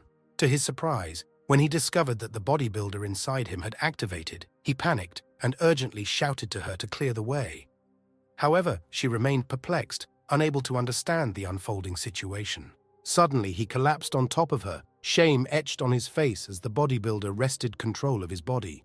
The purple-headed girl, confused and distrustful, couldn't help but look at him in amazement. Reacting quickly, she pushed him away, her disappointment obvious. After a strong push, she screamed and hit Zhang Yai in the face. Uncomfortably, he could only stare back, and his cheek now bore the mark of her displeasure.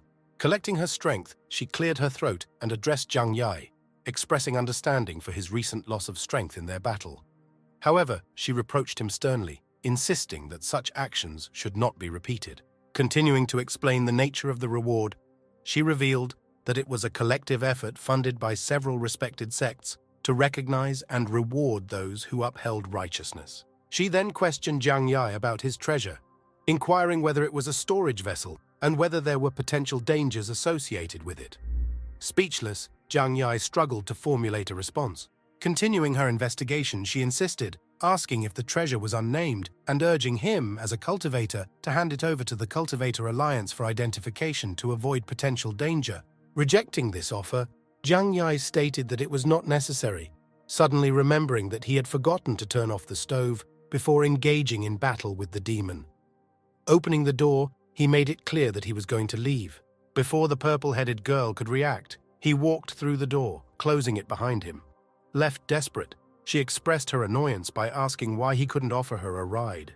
Appearing on the other side of the door of his house, Zhang Yai breathed a sigh of relief, grateful that he had left before the purple-headed girl could question him further. Upon his return, Su threw a box at him, announcing that his alchemical potion was ready. However, she informed him that his alchemy furnace was faulty and urged him to replace it with a new one by the next day. Confused by the mention of a potion stove, Zhang Yai struggled to understand the concept, wondering if it had anything to do with his pressure cooker. Determined to solve the mystery, he headed to the kitchen and discovered that the potion oven was none other than his beloved pressure cooker, now destroyed, leaving his kitchen in disarray. Overwhelmed by sadness over the state of his destroyed kitchen, Kangria found himself on the verge of tears. Su, on the other hand, looked at him with a knowing look, acknowledging his actions on that fateful day. She assured him of a promising future, calling him by his pet name, Kangria. Before delving into current affairs, Su expressed her desire to witness how Kangria handled her upcoming encounter with the elusive old ghoul who had yet to show up. Opening the box entrusted to her by Zhang Yai, Su opened it only to find out that he was hesitant to consume the elixir she created. Undeterred, she insisted that he take part in it, claiming that he lacked an understanding of what was healthy. Zhang Yai responded by pointing at the uniform round shape of the items, wondering who would dare to eat such a dark dish. Undeterred by his resistance, Su sternly urged him to prepare for the upcoming battle. Showing her disappointment, she forcefully opened his mouth and poured the dark dish down his throat, emphasizing the need for his physical improvement. Helplessly, Zhang Yai watched as the dark mixture entered his system, pondering the consequences of the imminent battle. Curious, Zhang Yai asked for clarification on which button to press, but Su stated that he should enter the battle on his own. She announced her departure to collect herbs for him, assuring that these herbs would help improve his body.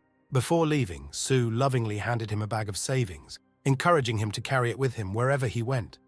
Placing it on the table where Zhang Yai was lying, she reminded him to use it in fights or anything else. As Zhang Yai contemplated the upcoming battle, Su's mention of it lingered in his thoughts, prompting him to wonder whether he should learn more about his opponent or the specifics of the confrontation.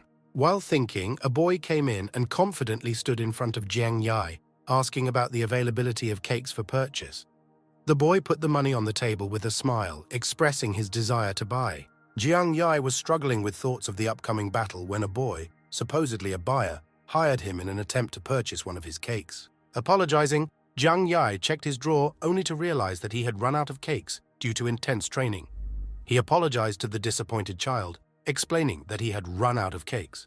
Undeterred, the next day, Jiang Yi visited Old Man Lao Zhou's establishment, expressing his intention to replenish his supplies for the day. Seeing the exorbitant prices of ice cream, Jiang Yi couldn't help but comment on their unavailability, expressing his financial difficulties to Old Man Lao Zhou. Addressing Old Man Lao Zhou in a gentle tone, Jiang Yi asked for a more reasonable price, urging his acquaintance to make a good deal. Engaging in polite conversation, Jiang Yi requested an affordable price, emphasizing their mutual familiarity to ensure a more economical deal. The digital clock on the wall flashed the elongated numbers 586, but Old Man Lao Zhou, weathered by time, suddenly turned on his heel. With amazing agility, he rushed at Jiang Yi, sinking his teeth into his hand with a fury that caused crimson rivers of blood to flow. The unexpected attack prompted Jiang Yi to demand an explanation, confused by the fact that Lao Zhou's body, seemingly strong with successful bone marrow, succumbed to the pressure of the biting teeth with stunning ease. Looking at his hand, the tendrils of purple smoke billowing from the wound, Jiang Yi couldn't help but feel like some poisonous force was trying to infect him. The eerie sight piqued his curiosity, causing him to wonder about the nature of this sinister art. Undeterred, Old Man Chou launched another attack, forcing Jiang Yi to draw his golden sword. In that moment, he couldn't ignore the realization that this was the very confrontation Su had warned him about. Faced with Old Man Chou's aggression, Jiang Yi declared his friendship and vowed to protect his comrade, even at the cost of his life. Repeated blows to Old Man Chou's head caused the elderly attacker to collapse to the ground. Jiang Yi, assessing the consequences, came to the conclusion that he had done everything possible to save his friend. Without hesitation, he put Old Man Chou on his tricycle and rushed towards the hospital at breakneck speed. Rushing towards the hospital, Jiang Yi met a crowd of people. Desperate to reach his destination, he begged them to give way, emphasizing the urgency of the situation. Suddenly, the crowd turned and glared at him. A collective movement ensued as they rushed towards him, revealing a disturbing truth. They were under some kind of malevolent influence. Observing the strange behavior of the townspeople, Jiang Yi could not understand the reason. He muttered the word biohazard and sensed a pervasive threat in the air. On the roof of the hospital building, an old demon grinned triumphantly. It became obvious that he orchestrated this massive manipulation, keeping the entire city under his evil power. Realizing that relying solely on his whip against the crowd would be futile, Jiang Yi pondered the dire situation. The sheer number of people being manipulated dissuaded him from trying his luck. Recognizing that violence was not the solution, Jiang Yi considered alternative methods to save the townspeople from the clutches of manipulation. He was aware of the risk of permanent harm to them if he resorted to force. Faced with the urgency of the situation, Jiang Yi decided to flee on his tricycle, buying time to strategize and develop a longer-term solution to free the townspeople from the mysterious control. As he maneuvered through the stricken city, it dawned on him the manipulation had ensnared every resident. The enormity of the predicament weighed heavily on him, urging him to seek a comprehensive solution to this comprehensive crisis. Jiang Yi noticed the widespread impact on the entire city and couldn't help but perceive it as a serious problem considering his lack of knowledge about magic. As he thought about it, he realized that he was on the verge of colliding with one of the residents while riding his tricycle. In a hasty response, he got off the tricycle to avoid harming the townspeople. Sensing that something was wrong, he couldn't resist admitting the problem when the tricycle stopped. This made it obvious, and he was genuinely concerned that he had unintentionally caused harm to the townspeople. Reflecting on the situation, he expressed suspicion that the affected people resembled those who were affected by the ghost card in the previous encounter. Alternatively, he wondered if the incident was related to a previous incident he had witnessed, stating that if this were the case, then the solution to this problem would be simple, since he had the power to use any item that fell within the realm of sin. Consequently, he ordered the ghost card to be handed over to him, intending to use it to stop the manipulated people. As he watched the manipulated woman prostrate on the ground, he was unable to suppress a scream as he realized that the ghost card was powerful, serving as a random means to thwart his attackers. Recognizing its exceptional effectiveness, he came to the conclusion that propriety should not limit him in its use. Moreover, he decided to deploy it unconditionally, using its full potential. A wave of manipulated people came upon him, prompting him to quickly present the ghost card, ready to take decisive action. When the manipulated townspeople saw the ghost map, their cohesion fell apart, hindering their progress towards Jiang Yai. Witnessing this phenomenon, Jiang Yai, instead of succumbing to overconfidence, was unable to suppress his anxiety as he loudly questioned the whereabouts of the evil mastermind. Before he could continue information about the mastermind's whereabouts, the ghost card clutched in his hand fell victim to a secret attack. Throwing away the ruined ghost card, he looked around his surroundings, asking about his attacker with his pulsating, wounded hand. The revealed mastermind, a demon, confronted Jiang Yai, claiming his ancient origins and emphasizing that even Jiang Yai's ancestors had not yet been born at the time of his birth. Explaining this, the demon urged Jiang Yai to listen carefully to his presentation. Towering with an unyielding appearance, he proclaimed himself to be the scion of the Corpse King Shogun named Bile. Unperturbed, young Jiang Yai expressed skepticism, suggesting that the demon seemed malicious. He demanded that the demon explain the poisoning of the entire city, attributing it to Kang Jiang Yai's family. Grinning eccentrically, the demon hinted at a connection with the sinful word in Jiang Yai's possession as a possible catalyst for misfortune. When faced with an important decision, Jiang Yai found himself at a crossroads, torn between willingly cooperating with the formidable being before him or succumbing to the sinister alternative of coercion through force. In response to the demon's alarming proposal, Jiang Yai maintained his outward composure, displaying a calm and collected demeanor. He expressed a feeling of relief, apparently unfazed by the disturbing words coming from the otherworldly creature. Raising his golden staff with authority, Jiang Yai declared that the upcoming confrontation was a battle he was looking forward to, showing his willingness to take part in the upcoming conflict. Quickly springing into action, he aggressively attacked the demon with his shiny golden staff, using a formidable offensive maneuver to gain the upper hand in the ensuing fight. However, Jiang Yai's confidence quickly turned to surprise as the demon easily dodged his attack, responding with a mocking laugh. The unexpected turn of events left Jiang Yai visibly shocked and surprised. Taking advantage of the moment, the demon considered this meeting a simple blow, downplaying its significance. He informed Jiang Yai that there was no reason to be alarmed or surprised, which had diminished the Yang family's apparent strength over the years. Reflecting on the passage of time, the demon expressed skepticism about the Yang family's supposed rise in power. This comment set the stage for further exchanges of blows and words between the two opponents. With a dismissive gesture, the demon struck Jiang Yai's golden staff with his finger, noting the unexpected fragility of the Realm Lord's weapon.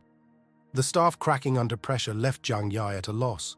Despite the failure, Jiang Yai urged to continue their ongoing battle, urging the demon to continue his efforts.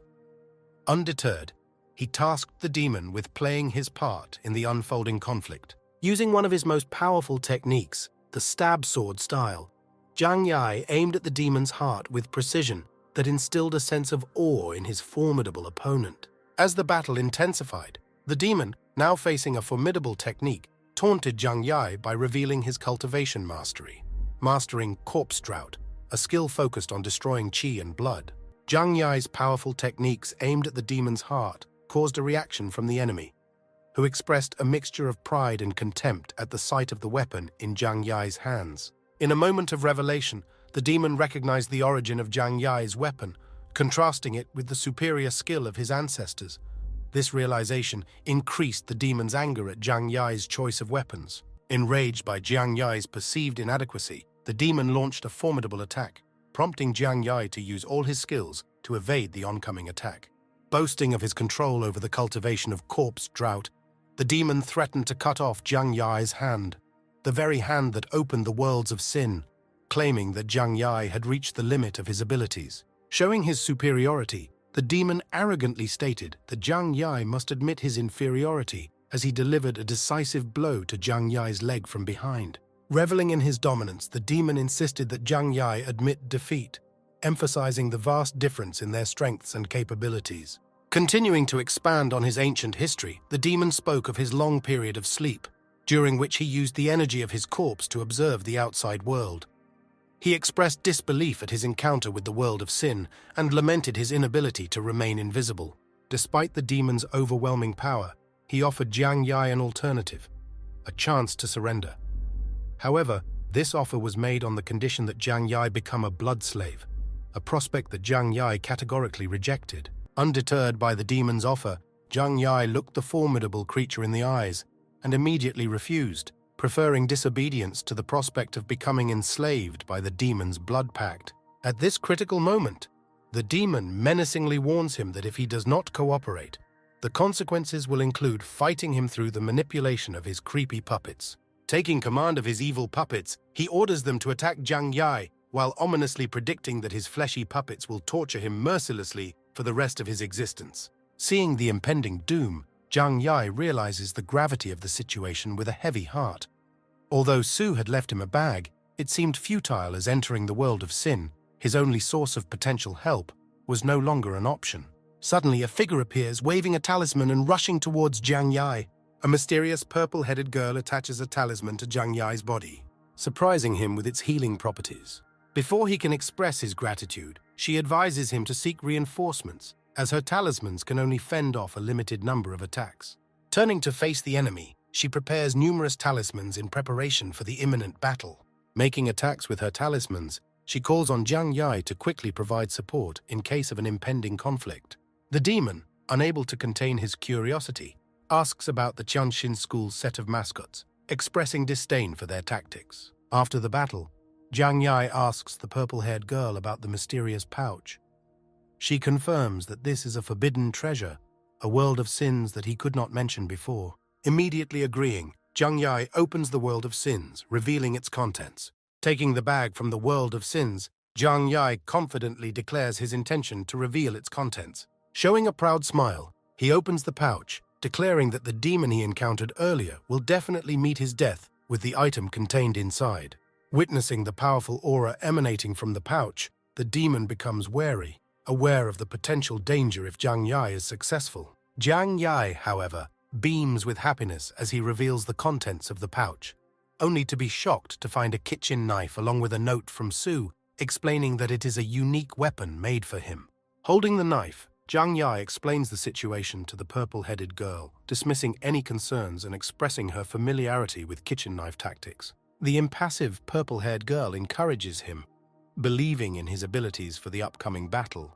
Despite her skepticism, Jiang Yi reassures her by emphasizing his skill with a kitchen knife. With renewed determination, they once again rush into battle against the demons and their puppets. Confused, the demon searches for his puppets, prompting him to question the purple-headed girl about their whereabouts. Before he can elaborate, Jiang Yi surprises him with a quick attack, claiming that if the whip doesn't defeat him, then the kitchen knife surely will. Rejecting Jiang Yi's trust, the demon insists that a simple kitchen knife cannot penetrate a corpse's body. Unfazed, Jiang Yi raises the kitchen knife high and hits the demon's head, leaving the demon confused and declaring that such an incident should be impossible.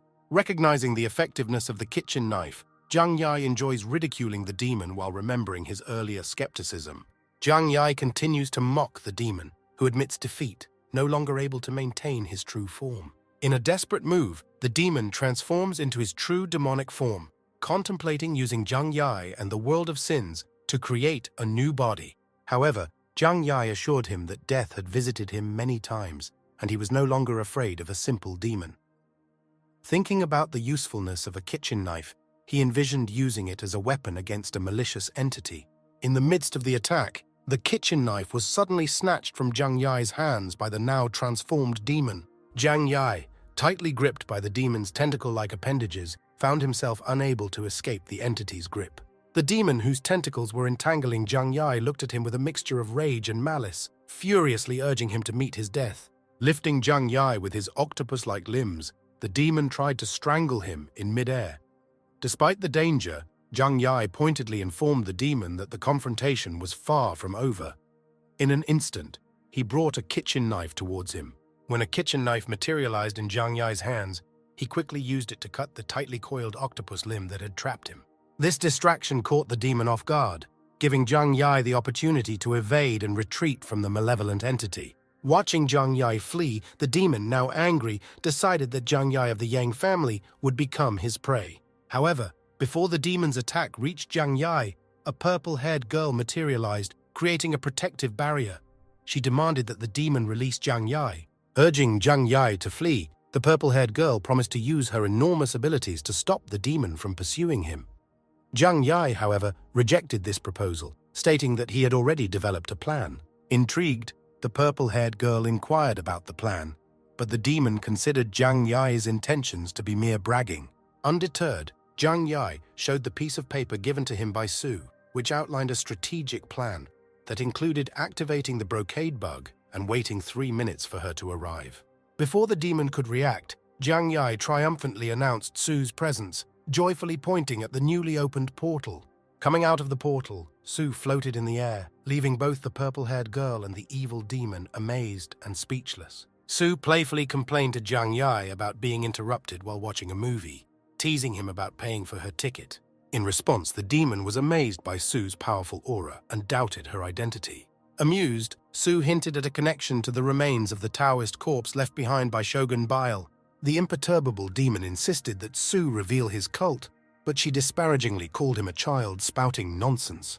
Confused, the demon struggled to find Su, realizing that he could not see her or sense her presence. The confused demon looked around the area in a vain attempt to locate the elusive Su. He also asked himself if this incredible display of agility was simply a result of her masterful speed technique, or if it was simply a testament to her exceptional physical strength. However, Su suddenly materialized next to him, asking about his quest and advising him to abandon pretense and enter the upcoming battle without hesitation. However, he communicated to Su his hesitancy to face her, expressing uncertainty about her seniority and expressing a desire to leave. With determination, he plunged his octopus-like hands into the ground, thinking that launching an attack would be wiser than waiting for imminent danger. Jiang Yai was stunned as the octopus demon's arms turned into razor-sharp claws that came out of the ground and trapped them in an inescapable position. As the demon's appendages turned into deadly claws, mercilessly digging into the ground around it, the prospect of escape seemed increasingly elusive. Su immediately dismissed the unfolding spectacle as a mere childish prank, challenging Jiang Yai to prepare for the upcoming confrontation, to which he responded without hesitation.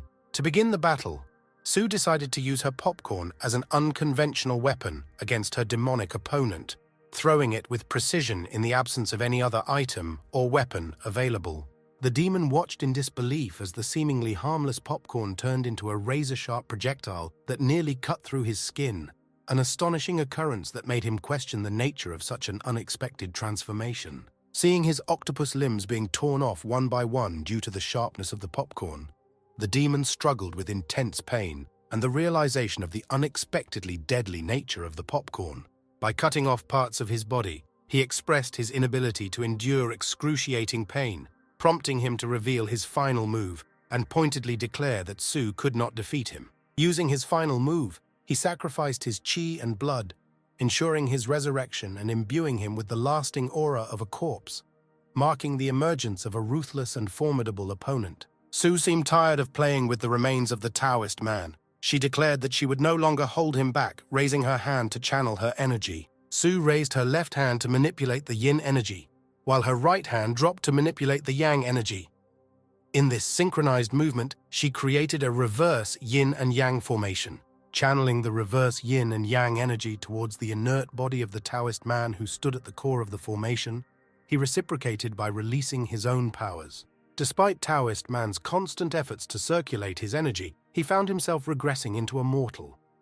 Puzzled by this transformation, given that his corpse's ki had been preserved for millennia, he questioned the inexplicable turn of events. Still thinking, Jiang Yai quickly walked over with his weapon, declaring that it was his turn to engage in battle. Hitting the Taoist man on the head, he flew to the side, spewing blood. Jiang Yai quickly opened a portal to the world of sins, ordering him to leave his chi and blood and serve his punishment. The portal engulfed the Taoist man, causing Su to jump in joy as she tore out the ethereal forms. Jiang Yai expressed joy, although with concern that he hoped that the Taoist person would not face excessive mistreatment in the world of sins. Grabbing the cloud forms, Su happily stuffed them into Jiang Yai's mouth. She explained that this was the last medicine for cultivating his body, unclaimed chi and blood.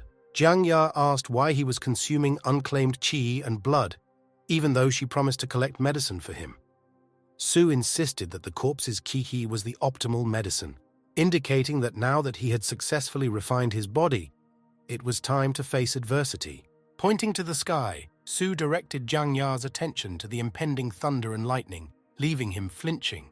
Looking up at the sky with the girl who saved him, Zhang Ya exclaimed in trepidation as the trouble seemed overwhelming and threatening. The girl who saved Zhang Ya wondered why this test was significantly different from her own body cultivation experience.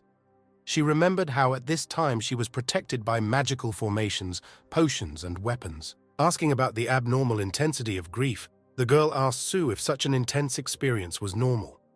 Zhang Ya, still fixated on the sky, noticed that it surpassed the ascension trials mentioned in the book. Su wondered if this was truly a test to improve her body, since her own experience was different. She vividly described how she was lying on a metal surface when she was struck by lightning. Zhang Ya and the rescued girl were shocked to see the description of her misfortune. Internally questioning the deviation from her previous experience, Su wondered if such intensity was normal. Zhang Ya and the rescued girl were clearly stunned. Suddenly, lightning struck the center where Zhang Ya and the girl were standing, causing them to separate. Su, holding the girl's hand, explained that they could not be present when the grief began, as this would increase its intensity. Su and the girl jumped to a remote place to escape the troubles, leaving Zhang Ya to watch. He wondered where the magical formations, potions, and weapons he planned to use were located. Before Zhang Ya could react, lightning struck him and he screamed, trembling. Worried, the girl who saved Zhang Ya asked Su if he was okay. Unperturbed, Su folded her hands and slowly stood up. Despite the continuous lightning strikes, Zhang Ya endured the misfortune without voicing the pain. Instead, he maintained a calm demeanor. Suddenly, he sucked something into his mouth, pure qi. It turned out that during the lightning strikes, pure qi was extracted from him. Zhang Ya looked at himself, touched his body, and then exclaimed that he was fine, even after being struck by lightning. Su contacted him telepathically, informing him that as ruler of the world of sin, he had inherited the blessings of his ancestors and would be surrounded by the care and blessings of heaven. Su thought that no one in the Jiang family had faced adversity for a very long time, accumulating a significant amount of good fortune. She encouraged him to achieve whatever he wanted, as every lightning bolt would only make him stronger. Zhang Ya exclaimed joyfully that the joy of challenging the heavens was boundless as he raised his hands and shouted. At this moment, the people affected by the corpse's qi woke up one by one and witnessed this scene. One of them noticed that it was noisy and asked why there was thunder. Another person lying on the ground complained of a headache. As all the men stood up, one of them pointed at Zhang Ya, accusing him of being hit for his misdeeds. Another man wondered what sin he had committed to be struck by so many lightning bolts. However, upon closer inspection, it seemed that he was holding something in his hand, a metal sword. Zhang Ya raised the metal sword when he was struck by lightning. Zhang Ya joyfully stated that the weapon absorbed the thunder of sorrow, exclaiming that his first significant piece of equipment was finally born. Holding the weapon happily, he seemed oblivious to the fact that two demonic qi appeared and came out of the weapon. The two demonic qi that came out of the weapon turned out to be two women, one with blonde hair and the other with white hair. The one with grey hair called the blonde sister and told her that it was time for them to leave their legacy in the human world. When the two sisters went outside, they looked around. The white-haired woman told the blonde-haired woman that the human world was more prosperous than they had been told, and the blonde-haired woman asked why they were being looked at so strangely, as if their clothes looked strange. On the other side of the street, people were discussing the two ladies, claiming that they were cosplaying. The white-haired woman called the fair-haired sister Jin Jiao and told her that people were still looking at them strangely. She wondered if they should hide their horns. The blonde woman named Sister Jinju replied that if they did that, people would know that they had magic. They both turned around and came to the conclusion that they couldn't use their magic. If the Jiang family knew about this, they would be sent back to the world of sins. However, they encountered another problem. If they didn't use magic, they wouldn't be able to buy what they wanted, especially the milk tea they were staring at and drooling over. At this point, the salesman told them to leave if they weren't going to order so that others in the back could buy what they wanted. They looked around and saw many people rushing towards the milk tea shop. The man rushed towards them and told the seller that he would pay for them. He ordered 2 milk teas and served them both. When they left the store, the man introduced himself as the owner of the establishment. He said his name was Wu Chuchen, emphasizing that they seemed to be broke. He told them that if they wanted to make some money, they should come to his store and do some work to earn some extra money. Wu Chusen gave them his business card. Ginju read out the name of the store, Forgetful Bar. He informed them that they needed 2 publicists and dancers. Jin Jiao told Ginjo that it could be a liquor store or a banquet hall, while Gin Jiao suggested that it could be the type of dancer that elegant people like. They both told Wu Kusen that since he had helped them, they would reciprocate and asked him to escort them to the place. Wu Chusen replied in the affirmative. After the tribulations, the sun rose, and Zhang Ya shook his head, trying to breathe in some fresh air. He grinned and remarked that it was good. Then he suddenly looked up at the sky and exclaimed joyfully, shouting that he had never felt so relaxed before. Su told him that he had already overcome his bodily adversities, so it would be easy for him. The girl who saved him told him that because he had survived such a great ordeal, his future was limitless. Then suddenly, at a considerable distance from them, something shone brightly. They all turned their gaze in that direction, seeming to understand what this phenomenon could be. Zhang Ya emphasized that the demon existed, and Su informed him that this would mark his first battle after his physique improved from the trials. Outside the oblivious bar, several men begged for mercy from an imposing figure, none other than Jin Jiao. She beat the men viciously and mercilessly, wondering why they treated them so lightly. Jinju informed them that while wearing revealing clothing was acceptable, physical contact took things to another level. Jin Jiao expressed disappointment, noting that she thought the place was posh, but they were ordered to associate with men. Wu Chusen questioned their selectivity, reminding them that if they wanted to make money, they should not provoke any of his guests, as offending the customers would result in them not being able to leave his establishment. He hurried into the room with his men, warning them that if they did not behave well, there would be consequences, possibly death at his hands. The 2 girls stuck together, preparing to face any approaching threat. Jin Jiao examined the weapon and noticed that she had a hunch that it was very dangerous and required the use of their magical powers. Jin Jiao shouted out fervently, declaring that she had her father's magnificent purple-red gourd and an intricate golden rope. At the same time, Ginjo spoke with a voice, confirming that she was in possession of an exquisite jade vase and an ornate fan that belonged to her father.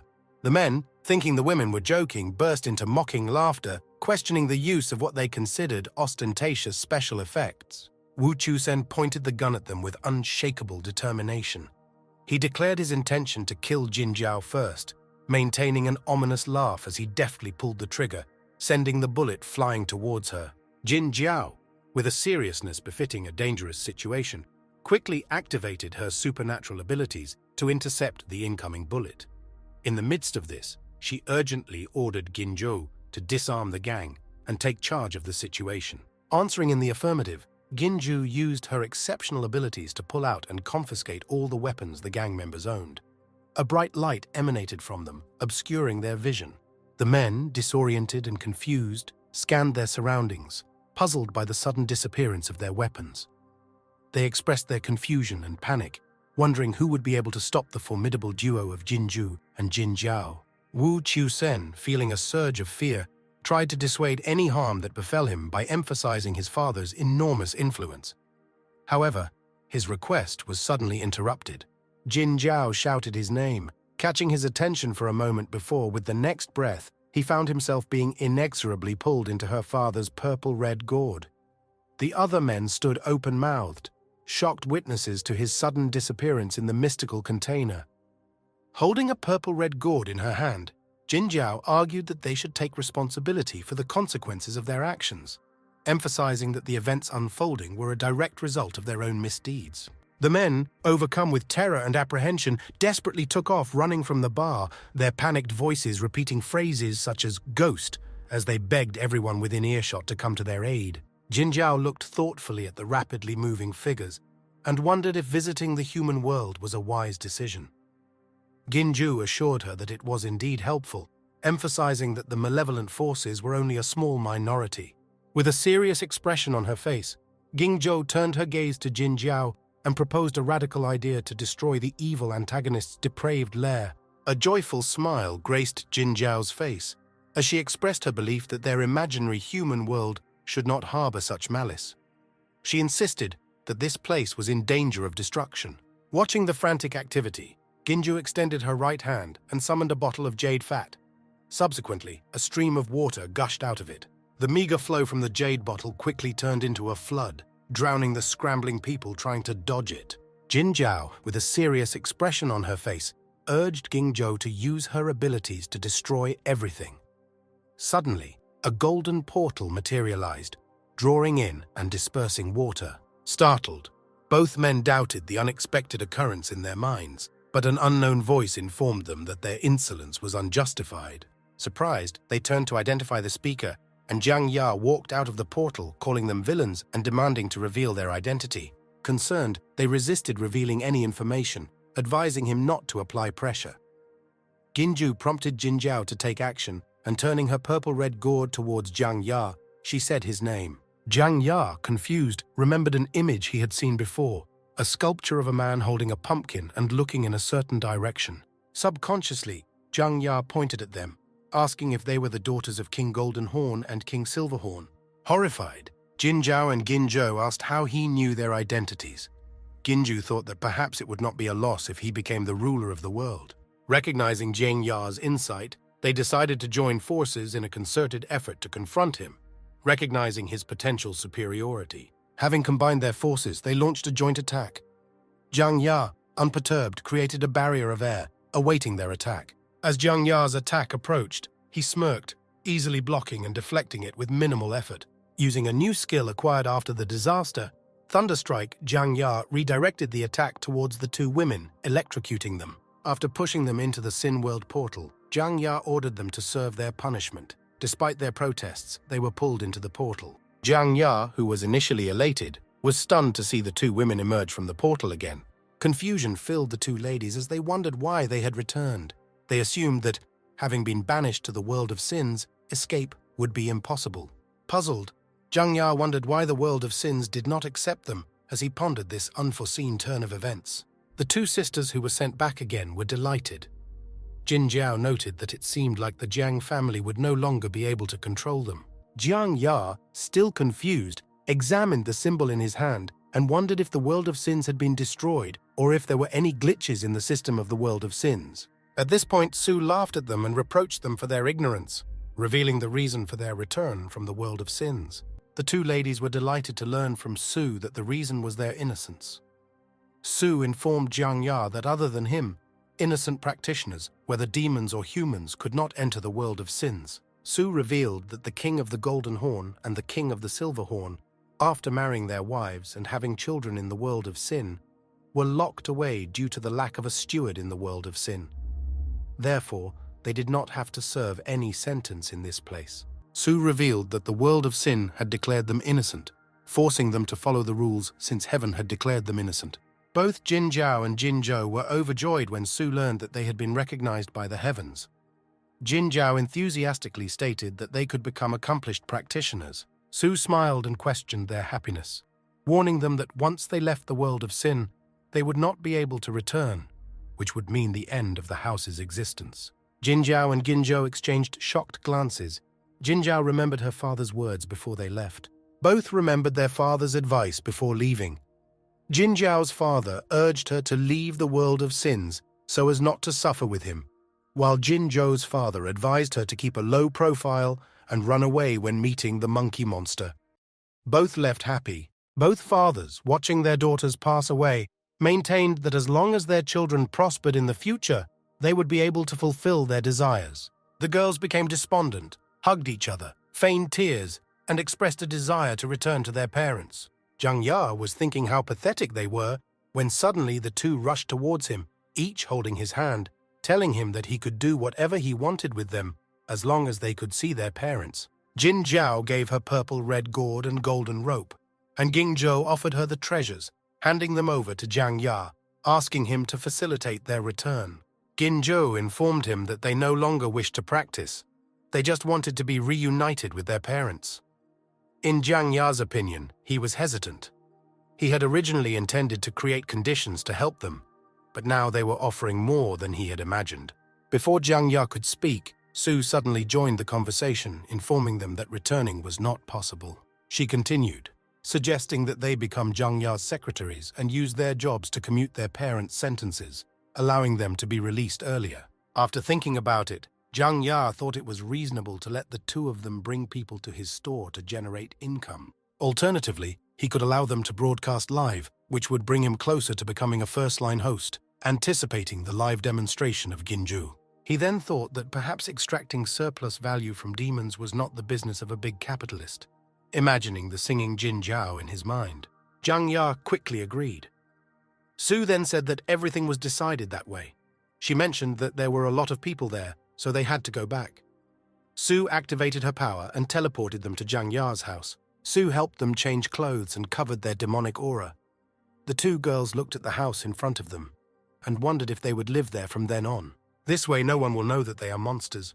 She dressed Jin Jiao in an office worker's uniform and Ging Zhou in a high school student's uniform. Zhang Ya blushed as blood flowed from his nose. He told Su to change her clothes. Su asked him if this is what all the men on the internet like to see. Su changed into a maid's outfit while Zhang Ya mentally complained. Zhang Ya blushed and was shy. He thought that what they both wore was too much. On the plane flying over Zhang Ya's house, a woman sitting in the passenger seat with a glass of wine in her hands felt something and looked out.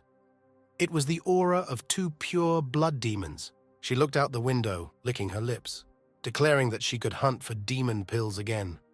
It seemed that this was not her first hunt for the so-called demonic pill. In Zhang Ya's room, he stood in front of the mirror with the Gingzhou jade vase and cast several magic spells to activate the vase. Zhang Ya looked at the jade vase expectantly as it activated, but was disappointed when only a small sip of water came out.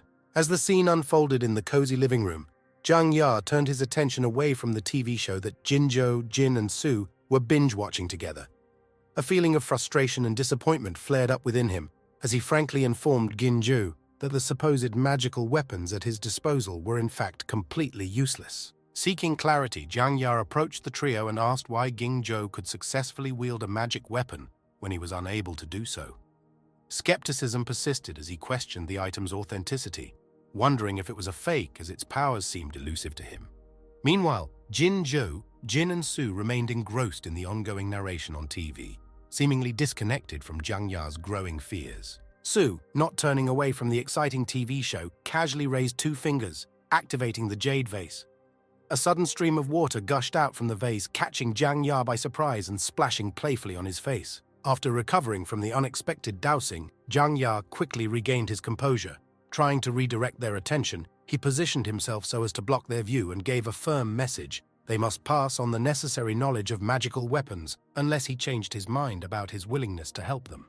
Responding to Zhang Ya's request for guidance, Gingzhou threw a book in his direction. Zhang Ya, with deft reflexes, caught the book and began flipping through its pages. Su took on the role of instructor, explaining that to master a magic weapon, one must refine it to one's own natal magic weapon or refine a demonic pill similar to the demon clan's practitioners, ultimately relying on the resonance between the two. Each page turned revealed more information, and Zhang Ya absorbed Su's instructions with growing interest. Su delved into the complex process, emphasizing that perfecting natal magical weapons depends on receiving blessings from runes and magical formations. She explained that the fundamental step was to carefully seal the title block. Contemplating the inscriptions in front of him, Zhang Ya admitted his current inability to complete such a task. In response to this confession, Su advised him to find Yufei in the city, revealing that Yufei was waiting for the Tianxin sect disciples to quietly deal with the consequences of their efforts. On the outskirts of the city, a lifeless corpse lay on the ground, an eerie sight that sent a shiver down the spine. The empty eye sockets and wide-open mouth painted a grim picture, reminiscent of an elderly figure whose vitality had inexplicably depleted. Watching the disturbing scene, the woman stood not far from the corpse, and the man, apparently conducting the investigation, stated that there were traces of a demonic aura on the corpse. Despite the demonic essence, the body retained the appearance of an ordinary person. A woman standing on the opposite side expressed her curiosity about the mysterious events taking place in the city. Interestingly, the woman standing near the corpse was none other than the mysterious figure who was on board the plane flying over Zhang Ya's residence. In an ominous tone, she thought that even in a dried state, the residual demon qi inside the corpse had the potential to rejuvenate them. and a worried smile played on her lips. As they continued to discuss the strange situation, the surrounding sounds were interrupted by the distant rumble of a motorcycle engine. Their attention focused on the source. The young man was driving slowly and was immersed in contemplation. Something about him piqued their interest, prompting them to focus on the unfolding scenario. Ignoring the secret glance, Zhang Ya continued his journey into the city on his motorcycle, mentally repeating the items needed to complete the task at hand. The red-haired woman stared at Zhang Ya with an expression of delight and shared the revelation with her companion. She confidently stated that the demonic qi they sensed in the corpse undoubtedly came from none other than Zhang Ya himself, adding to the mystery surrounding him. Zhang Ya was pondering which technique to choose, immersed in a critical decision, when suddenly an ominous feeling came over him. Reacting quickly, he jumped off the motorcycle, narrowly avoiding the invisible threat. His deft evasion was successful. A huge stone fell down, crushing his motorcycle. Unharmed, Zhang Ya found himself in a nearby clearing, the wreckage of his bicycle indicating the danger he had narrowly escaped. The red-haired woman and the bald man walked over and stood in front of Zhang Ya. The bald man acknowledged Zhang's vigilance, while the red-haired woman taunted him, telling him to summon another monster and meet a painless death. While pondering the mention of another demon, Zhang Ya wondered if it could be Jin Jiao hiding her aura despite her suppression. Rising from his landing spot, Zhang Ya lamented that Su had deceived him again. The bald man demanded information, hinting at a way to get the truth out of him. Before he could make any progress, the red-haired lady intervened, declaring her intention to take charge by provocatively manipulating the buttons on her chest. Approaching Jiang, she provocatively undid the buttons, exposing her bra. She hinted that Zhang Ya's agreement would lead to a painless death, confident in the charm of her charm. Closing his eyes, Zhang Ya motioned for her not to continue, resisting the seductive tactics. Looking through the gap in his fingers, Zhang Ya noticed a purple ball hanging on the red-haired woman's chest. She, in turn, reveled in her supposed irresistibility. In a space filled with enchantment, Zhang Ya stood resolutely as the red-haired woman emphasized the importance of his demon pill for their strength. To Zhang Ya's surprise, the red-haired lady showed off illusory tails, 6 in total, reveling in the success of her seductive trap. The red-haired lady wore a triumphant smile, an image of a fox appearing on her forehead, as she rhetorically wondered who could resist the temptation of the demon fox pill. With glee, she expressed her desire to witness the attractiveness of Zhang Ya's demon pill by playfully extending her foxtails towards him. Unperturbed, Zhang Ya, now with clear and focused eyes, watched intently as the fox's tails closed around him. To the red-haired woman's shock, she did not find any demon pill in Zhang Ya's body. Having accused him of deception, she realized that he did not have such a pill. Still recovering from the revelation, she clutched her now empty hand that once held the demon fox pill. Zhang Ya quickly approached, grabbed the pill, and retreated, leaving the red-haired woman stunned by the consequences of the unexpected turn of events. Mockingly holding the demonic fox pill in his hands, Zhang Ya claimed that he had never lied. She was trapped in her own illusions. Zhang Ya mockingly remarked that women can influence the speed at which he plays games, but real men are immune to such temptations. The red-haired woman's face darkened as she realized Zhang Ya's immunity to her trap. Seeing the pill in Zhang Ya's hand, the red-haired woman asked how he could take possession of the demonic monster pill, deeming it impossible. Zhang Ya corrected her, saying that there was no trace of sin in the energy extracted from the pill. He accused her of using dark magic to siphon power from innocent demons for the sake of power, calling her actions madness. Faced with the loss of her demon pill, Zhang Ya doubted whether she would persist in her malicious actions. However, she jumped away, pulling away, and declaring that all demons were monsters meant to support development, devoid of any intrinsic goodness. With a mocking laugh, she unwrapped a variety of demonic pills, asking Zhang Ya if he had ever seen such a vast collection of these sinister artifacts. Confidently declaring that victory was within their grasp, she mocked the inevitable defeat that awaited him. Undaunted by the ineffectiveness of the fox demon pill, she quickly moved on to another, extracting the rabbit demon pill and assimilating its essence into herself. Having announced with her comrade a pact to join forces in the upcoming battle, she received an affirmative answer. Zhang Ya, in the face of this mutated duo resembling the famous turtle and rabbit, expressed his disdain, finding the scenario boring as he rushed towards the formidable opponents. Taking a powerful leap, he struck the turtle man with his weapon, but the steadfast opponent pushed him away with force. Stunned by the unexpected failure of his attack, Zhang Ya stood in disbelief, wondering why his weapon was ineffective against the Turtle Man's defense. Before he could formulate a response to the oncoming threat, a sudden kick from the red-haired woman sent him staggering, followed by her emphatic statement urging him to descend into hell. Falling backwards, opponent Zhang Ya reveled in her apparent advantage, urging her comrade to seize the moment and secure victory.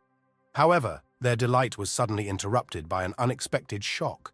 A powerful force struck the bald turtle man, causing him to cry out in pain. Although the scales in his hand cushioned some of the blow, he survived the blow without serious injury. A revelation unfolded when something materialized in Zhang Ya's hand.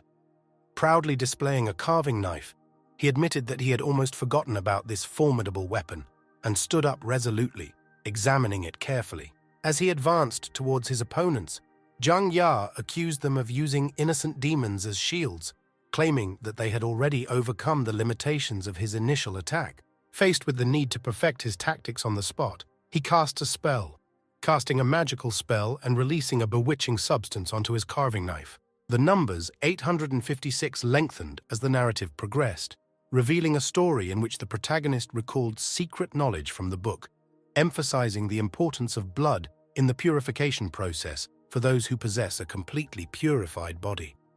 This memory was etched in his memory. In a hurry, the main character decided to use a humble kitchen knife against formidable opponents. With determination, he pointed his blade at them and introduced himself as Zhang Ya, a simple man with newfound aspirations. A sense of accomplishment filled Zhang Ya as he looked at his opponents. Using a kitchen knife as an unlikely symbol, he proudly proclaimed his status as a master swordsman, confidently pointing the blade in their direction. The turtle man nursing his injured arm and the red-haired woman, both amazed, voiced their realization in unison. Zhang Ya was holding a magic weapon. The kitchen knife, now soaked in his purified blood, became a powerful tool. The red-haired woman, still struggling with disbelief, pondered the impossibility of Zhang Ya's rapid cultivation. As the tension grew, she clenched her fist in frustration as Zhang Ya prepared for the upcoming confrontation. Zhang Ya wasted no time and quickly moved towards his opponents. Recognizing the general principles of swordsmanship, he chose a skill he knew well and struck at the turtle man's vulnerable neck. The force of Zhang Ya's attack caused the opponents to cover their faces. The bald turtle man, unable to withstand the pressure, fell uncontrollably, causing his demon pill to fly out. As Zhang Ya approached the fallen demon pill, he thought about their plight. Despite the pang of pity, he decided not to show mercy, knowing that they were exploiting others for their own gain. The red-haired lady, unafraid, approached the fallen bald man. While offering him the pill, she spoke of the urgent need to win the upcoming battle, revealing the purpose of the pills and advising him to use the appropriate trick.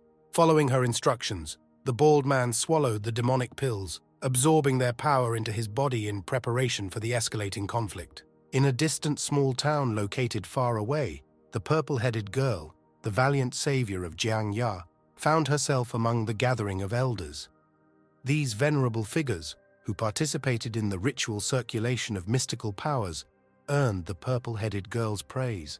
The elders, however, were stunned, their amazement palpable as they questioned the purple-headed girl about the mysterious corpse key she had previously mentioned.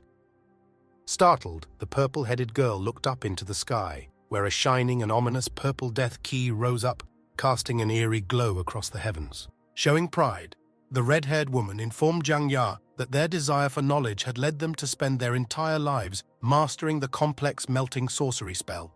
The bald man, reflecting a sense of honor and determination, shouted to Zhang Ya.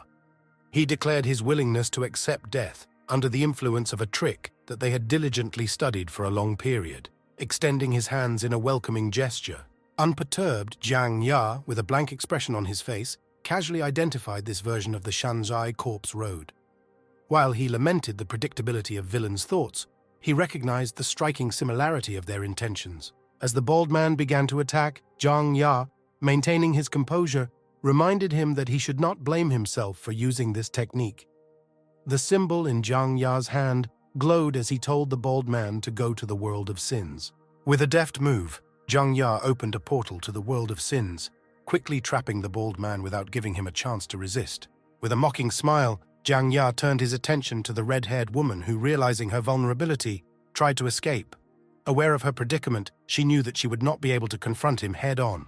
Chasing her without hesitation, Jiang Ya grabbed her rabbit ear, questioning her futile attempt to escape and whether she believed that she could evade him. At this very moment, 3 people landed behind Jiang Ya, prompting him to look back in silent question.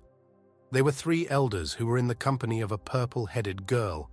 Their hasty arrival witnessed the ominous purple death chi, and they expressed respectful greetings, calling Jiang Ya an expert. Recognizing his formidable presence, the elders expressed their gratitude for his intervention, describing him as a great man who dispelled evil forces without much effort. The elders assured Jiang Ya that the red-haired woman would no longer pose a threat as they were sent by the heart of heaven to seal her away. When the purple-headed girl descended from the sky, wanting to share her insights, the elder intervened, pressing her head down. They ordered her to show respect to Jiang Ya by addressing him not as an expert, but as an elder. While attempting to impart her knowledge, the purple-headed girl was interrupted when the elder one bowed to where Jiang Ya stood, emphasizing the need for respect. The elders bowed in unison to Jiang Ya, expressing their gratitude as benefactors and expressing hope for his guidance. Jiang Ya, trying to clear up the misunderstanding, was drowned out by their insistence that he was their elder. Frustrated, Jiang Ya tried to explain away this misconception, but the disgruntled elders concluded that their sect had given up and took the blame for their perceived incompetence. Seeing the gloomy state of the elders, Jiang felt moved to compassion and assured them that he could offer valuable advice. The purple-headed girl, finding the situation funny, held her uncle's robe and laughed playfully. Internally lamenting the need to continue to act like an elder, Jiang admitted that since Yufei knew about his true identity, maintaining this charade would not pose a problem. Upon reaching the sect, Jiang casually remarked on Elder Chen's well-being within the sect while engaging in polite small talk. Sensing the right time, Jiang mentioned that it was late and he needed to go home. In response, Elder Chen kindly offered his assistance, expressing his willingness to help whenever Jiang needed help. Initially hesitant to accept the offer, Jiang changed his mind, realizing that he really needed help acquiring specific items. Knowing his financial difficulties, Jiang sought to use the sect's resources to purchase materials, hoping that they would provide the necessary materials. After presenting the compiled list of purification materials to Elder Chen, Jiang broached the topic. However, the elder's laughter echoed through the air as he looked through the extensive list, finding it overly demanding. Elder Chen, after carefully studying the materials, recognized the sect's ability to provide most of the basic necessities. However, he acknowledged that some materials are exceptionally rare and difficult to obtain. Offering further information, Elder Chen explained that while the sect may have obtained some materials, others, although not necessarily precious, were so rare that their presence in the Xijing antique market remained uncertain. Jiang, considering his options, put his hand in his pocket, realizing that this might be the right time to visit Xijing again. In response, Elder Chen, in an attempt to meet expectations, stated the financial limitations of the sect. Suddenly remembering Yufei's connection to Xijing University, Elder Chen suggested that she could guide Jiang upon his return to Xijing, especially since the academic semester was about to start soon. Worried about offending Jiang Ya, Elder Chen was pleasantly surprised when Jiang, after diffusing the tension, enthusiastically announced his decision to return to Xijing. Taking advantage of the moment, Jiang announced his intention to investigate the circumstances that led to his suspension from Xijing University, which became a turning point in his journey. Jiang Ya thought that if he strived to advance in cultivation and achieve greater power, he would no longer be able to limit himself to the confines of a small town.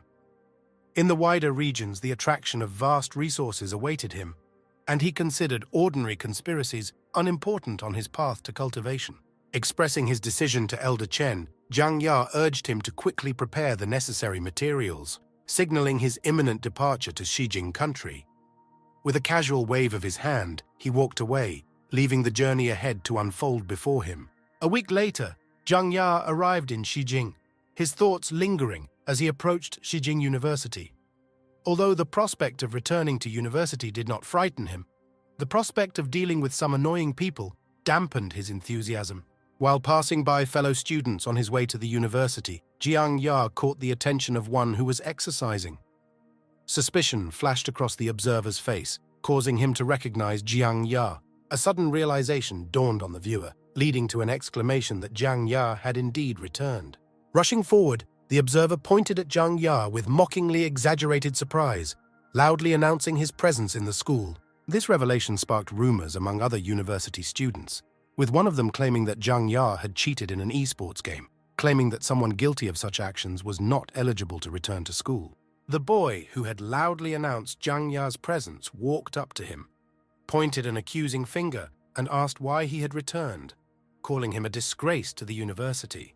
An unperturbed Jiang Ya retorted, arguing that the boy could have entered into the conversation if it had been his turn to speak. Ignoring Jiang Ya's words, the boy knocked off his cap, declaring that Jiang Ya was no longer a student, but a wandering outsider, urging him to leave or face interference from the guards. Noticing the boy's courage, Jiang Ya responded with a meaningful look, silently asking if he was trying to give impromptu training on how to properly deal with such situations.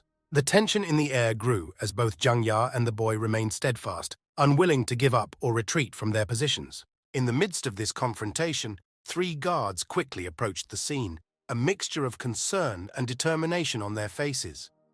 In an effort to diffuse the escalation of the conflict, they sought explanations and clarification of the situation, ready to intervene if necessary. The presence of guards adds authority to the scene, potentially facilitating conflict resolution. Taking this opportunity, the boy accused Jiang Ya of trespassing and posing as a student. He called on the guards to immediately detain Jiang Ya. Ignoring the excitement, Jiang Ya looked away, expressing disinterest in solving the boy's petty problems. Jiang Ya, carefully holding the talisman behind his back, disdainfully informed the boy that if he wanted confrontation, he should initiate it himself.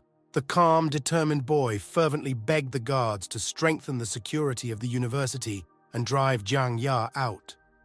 The guards resolutely moved toward Jiang Ya, ready to take action. With a smug expression on his face, Jiang Ya casually tossed the talisman over his shoulder, a sly gesture aimed at the unsuspecting boy. Much to his amazement, Jiang Ya found himself trapped by the vigilant guards, his confused gaze fixed on them. The unexpected turn of events increased the tension of the developing situation. The boy pointed at Jiang Ya, arguing that someone who got into the university solely through games had no place within its walls. Unexpectedly, he responded with a loud slap to Jiang Ya's face, determined to prevent him from gaining access. The sudden act of defiance added a dramatic twist to the unfolding confrontation, increasing tensions between the two.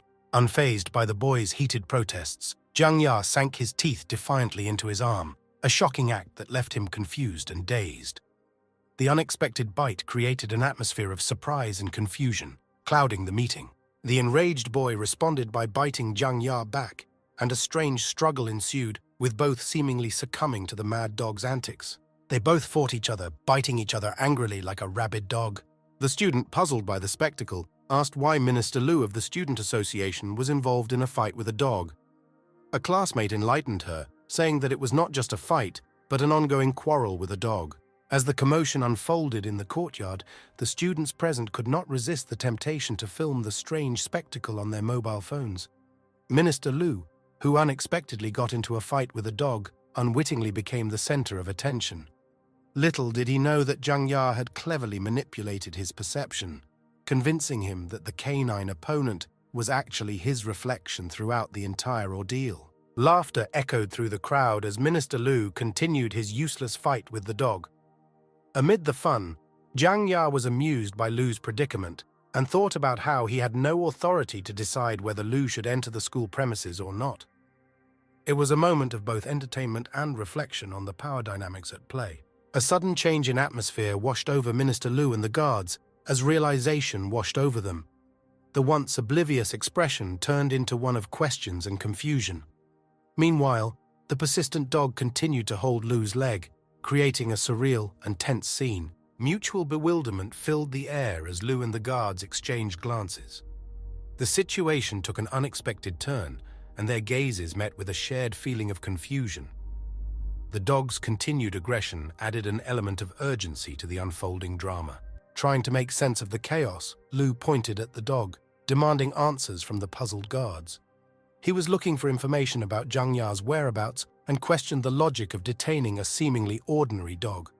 The guards, taken by surprise, struggled to give a clear explanation. Lu's gaze slid towards a nearby alley, revealing a startling discovery. This wasn't just a lonely dog. Instead, a menacing pack of dogs with crimson eyes reflecting malice was quickly approaching them. The situation became tense, and fear gripped the hearts of Lu and the guards. Panic set in as Lu and the guards, realizing the imminent threat, fled from the advancing pack of angry dogs. The courtyard, once filled with the sounds of laughter, now echoed with the hurried footsteps of those fleeing the wrath of the canine attack. Meanwhile, as Zhang Ya tried to leave unnoticed, a mysterious figure intervened, placing a hand on his shoulder. Turning around, Zhang Ya met Yufei, who asked if he was looking for someone. The unexpected meeting added intrigue to the unfolding events. Zhang Ya, surprised by Yufei's intervention, revealed his connection to the university. Yufei, connecting all the dots, suggested that Zhang Ya could be the person who was being gossiped about. Their interactions hinted at a deeper narrative, one shrouded in mystery and potential intrigue. Urgency and secrecy intertwined as Zhang Ya covered her mouth with his hand and urged Yufei to lower her voice. He vehemently protested his innocence, insisting that they move to a more private setting to discuss matters further. Their departure raised eyebrows, fueling speculation among intrigued students. After leaving the crowd, Zhang Ya and Yufei headed towards the university, leaving a trail of speculation and gossip behind them. Students, captivated by the unfolding drama, could not help but discuss the mysterious connection between the two figures and the events that took place in the courtyard. Lu's gaze pierced the space where Yufei and Zhang Ya had gone, his frustration simmering beneath the surface. His face showed determination as he silently vowed to expel Zhang Ya from campus, the intensity of his emotions reflecting the brewing conflict. In Zhang Ya's class, I sat at the table absorbed in the pages of my textbook. Meanwhile, rumors circulated among his peers about his long absence and sudden return, while he managed to avoid repeating the assessment. A sudden exclamation from a fellow student broke the subdued atmosphere. The announcement of Teacher Li's presence brought instant silence in the room as the students, acutely aware of the potential consequences, ceased their discussions. Jiang, noticing the palpable uneasiness, looked up and noticed the discomfort of being surrounded by classmates who seemed to harbor a clear fear of Teacher Li. Teacher Li's appearance officially ended the anticipatory silence. She informed the class that she would resume her role as instructor next year without delay. Fixing her gaze on Zhang Ya, Teacher Li expressed surprise that she had not seen him since last year, questioning his enrollment in this specialty. Zhang Ya talked about his suspension last year and his recent return to school. He explained that he studied the previous year's coursework on his own and took the visa exam mid-semester. Teacher Li approached him and asked if his absence meant she was ineffective as an educator, given that he chose to study on his own at home rather than attend classes. Leaning over, she placed her hands on Zhang Ya's desk, prompting him to gently reaffirm the importance of teachers in the learning process. Teacher Li then placed the exam paper on Zhang Ya's desk, asking him to formulate answers to the 5 main multiple-choice questions from last year's exam. The ultimatum hung in the air, emphasizing that his right to participate in the class was at stake. Studying the paper in front of him, Zhang Ya picked it up with a mixture of disappointment and resignation. Deep down, he regretted the lack of deception in the world of mathematics, and this feeling was reflected in his thoughts, emphasizing the challenges ahead. Answering the challenge, Teacher Li handed Zhang Ya a textbook, emphasizing that it contained the original questions from last year. At the same time, she asked if he had taken the time to look through its contents. Accepting the textbook, Zhang Ya mentally expressed his gratitude for his good timing. Now that the textbook was in his hands, he immediately delved into its pages, ready to confront the intellectual demands it contained. Returning the book to Teacher Li after his brief study, Zhang Ya confidently stated that he not only read it, but also memorized its contents. In response, Teacher Li warned him against treating mathematics as linguistics, emphasizing that rote memorization was not necessary. Ignoring her advice, Zhang Ya continued to ignore her advice, starting to read out the answers to the questions with unshakable confidence. The class, previously immersed in a subdued atmosphere, suddenly fell into a collective state of amazement. Each student's face showed disbelief, and Zhang Ya, undeterred, continued to recite the answers. Even Master Li, the usually reserved one, found himself gaping in complete surprise at the unexpected display of skill. The students in the class, stunned by Jiang Ya's sudden recitation, hurriedly looked through their textbooks, trying to check the accuracy of the information he shared. The air in the classroom was filled with a sense of curiosity and mistrust. After completing the recitation, Jiang Ya, undeterred, asked Teacher Li a pointed question, questioning her right to teach the class. The question hung in the air, awaiting the teacher's answer. Teacher Li, maintaining a calm demeanor, feigned nonchalance in the face of Jiang Ya's challenge. Closing the textbook, she casually noted that what he had read had only scratched the surface of the topic. While allowing him to continue attending classes, she issued a stern warning to follow the rules, emphasizing strict consequences for any violations. With a thoughtful expression on his face, Teacher Li turned away and walked towards the chalkboard, pondering the intricacies of the mind-body connection. She recognized the benefits of cultivating the body, realizing that Lao Tzu Cheng's teachings had value beyond what she originally perceived. Outside the classroom, Minister Lu, watching this scene with growing anger, cast a disdainful glance at Jiang Ya. Silently cursing him in his mind, the minister's displeasure hinted at a deeper conflict simmering beneath the surface. A sudden break broke Minister Lu's silent seething as someone put a hand on his shoulder, asking for directions to the Zhijing food street. Annoyed at first, he turned back and found a beautiful university freshman in front of him, looking for help in navigating an unfamiliar environment. When the beauty introduced herself as Jiang Mei, a first-year university student, Minister Lu's irritation turned into fascination with her charm. In response to her request for directions, he kindly offered to take her to Zhijing food street. Lu, now captivated by Jiang Mei's beauty, assured her that accompanying her would be no problem. They walked together, engaging in conversation, as Lu asked her name and department. Turning to the girl, Lu walked next to Jiang Mei, starting a conversation to find out more about her. He asked her name and what department she belonged to, trying to make a friendly joke. Jiang Mei revealed that her name was Jiang Mei, prompting Minister Lu to playfully remark that people with the surname Jiang were generally good, accompanied by a hint of admiration. Smiling happily, Jiang Mei turned her attention to Jiang Ya's class, pondering something in her mind. Looking directly at Jiang Ya's location, she silently declared in her heart that she had found him, suggesting a potential connection or interest. Meanwhile, Jiang Ya, who had just left campus, expressed his complaints about persistent difficulties with mathematics, despite the improvement in his mental abilities. Walking down the busy street, Jiang Ya pondered the best course of action, deciding to memorize more books first. Intending to eat first and then do serious business with Yufei, he navigated the lively atmosphere of the city. Walking down an alley, he heard a discussion among men, their conversation revolving around a schoolgirl.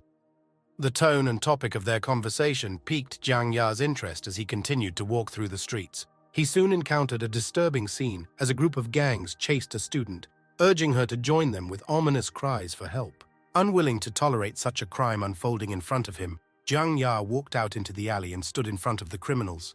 He sharply doubted the courage to commit such actions under his watchful eye. After witnessing Jiang Ya's intervention, the frightened girl managed to escape from the gang's grasp and rushed to him, seeking refuge.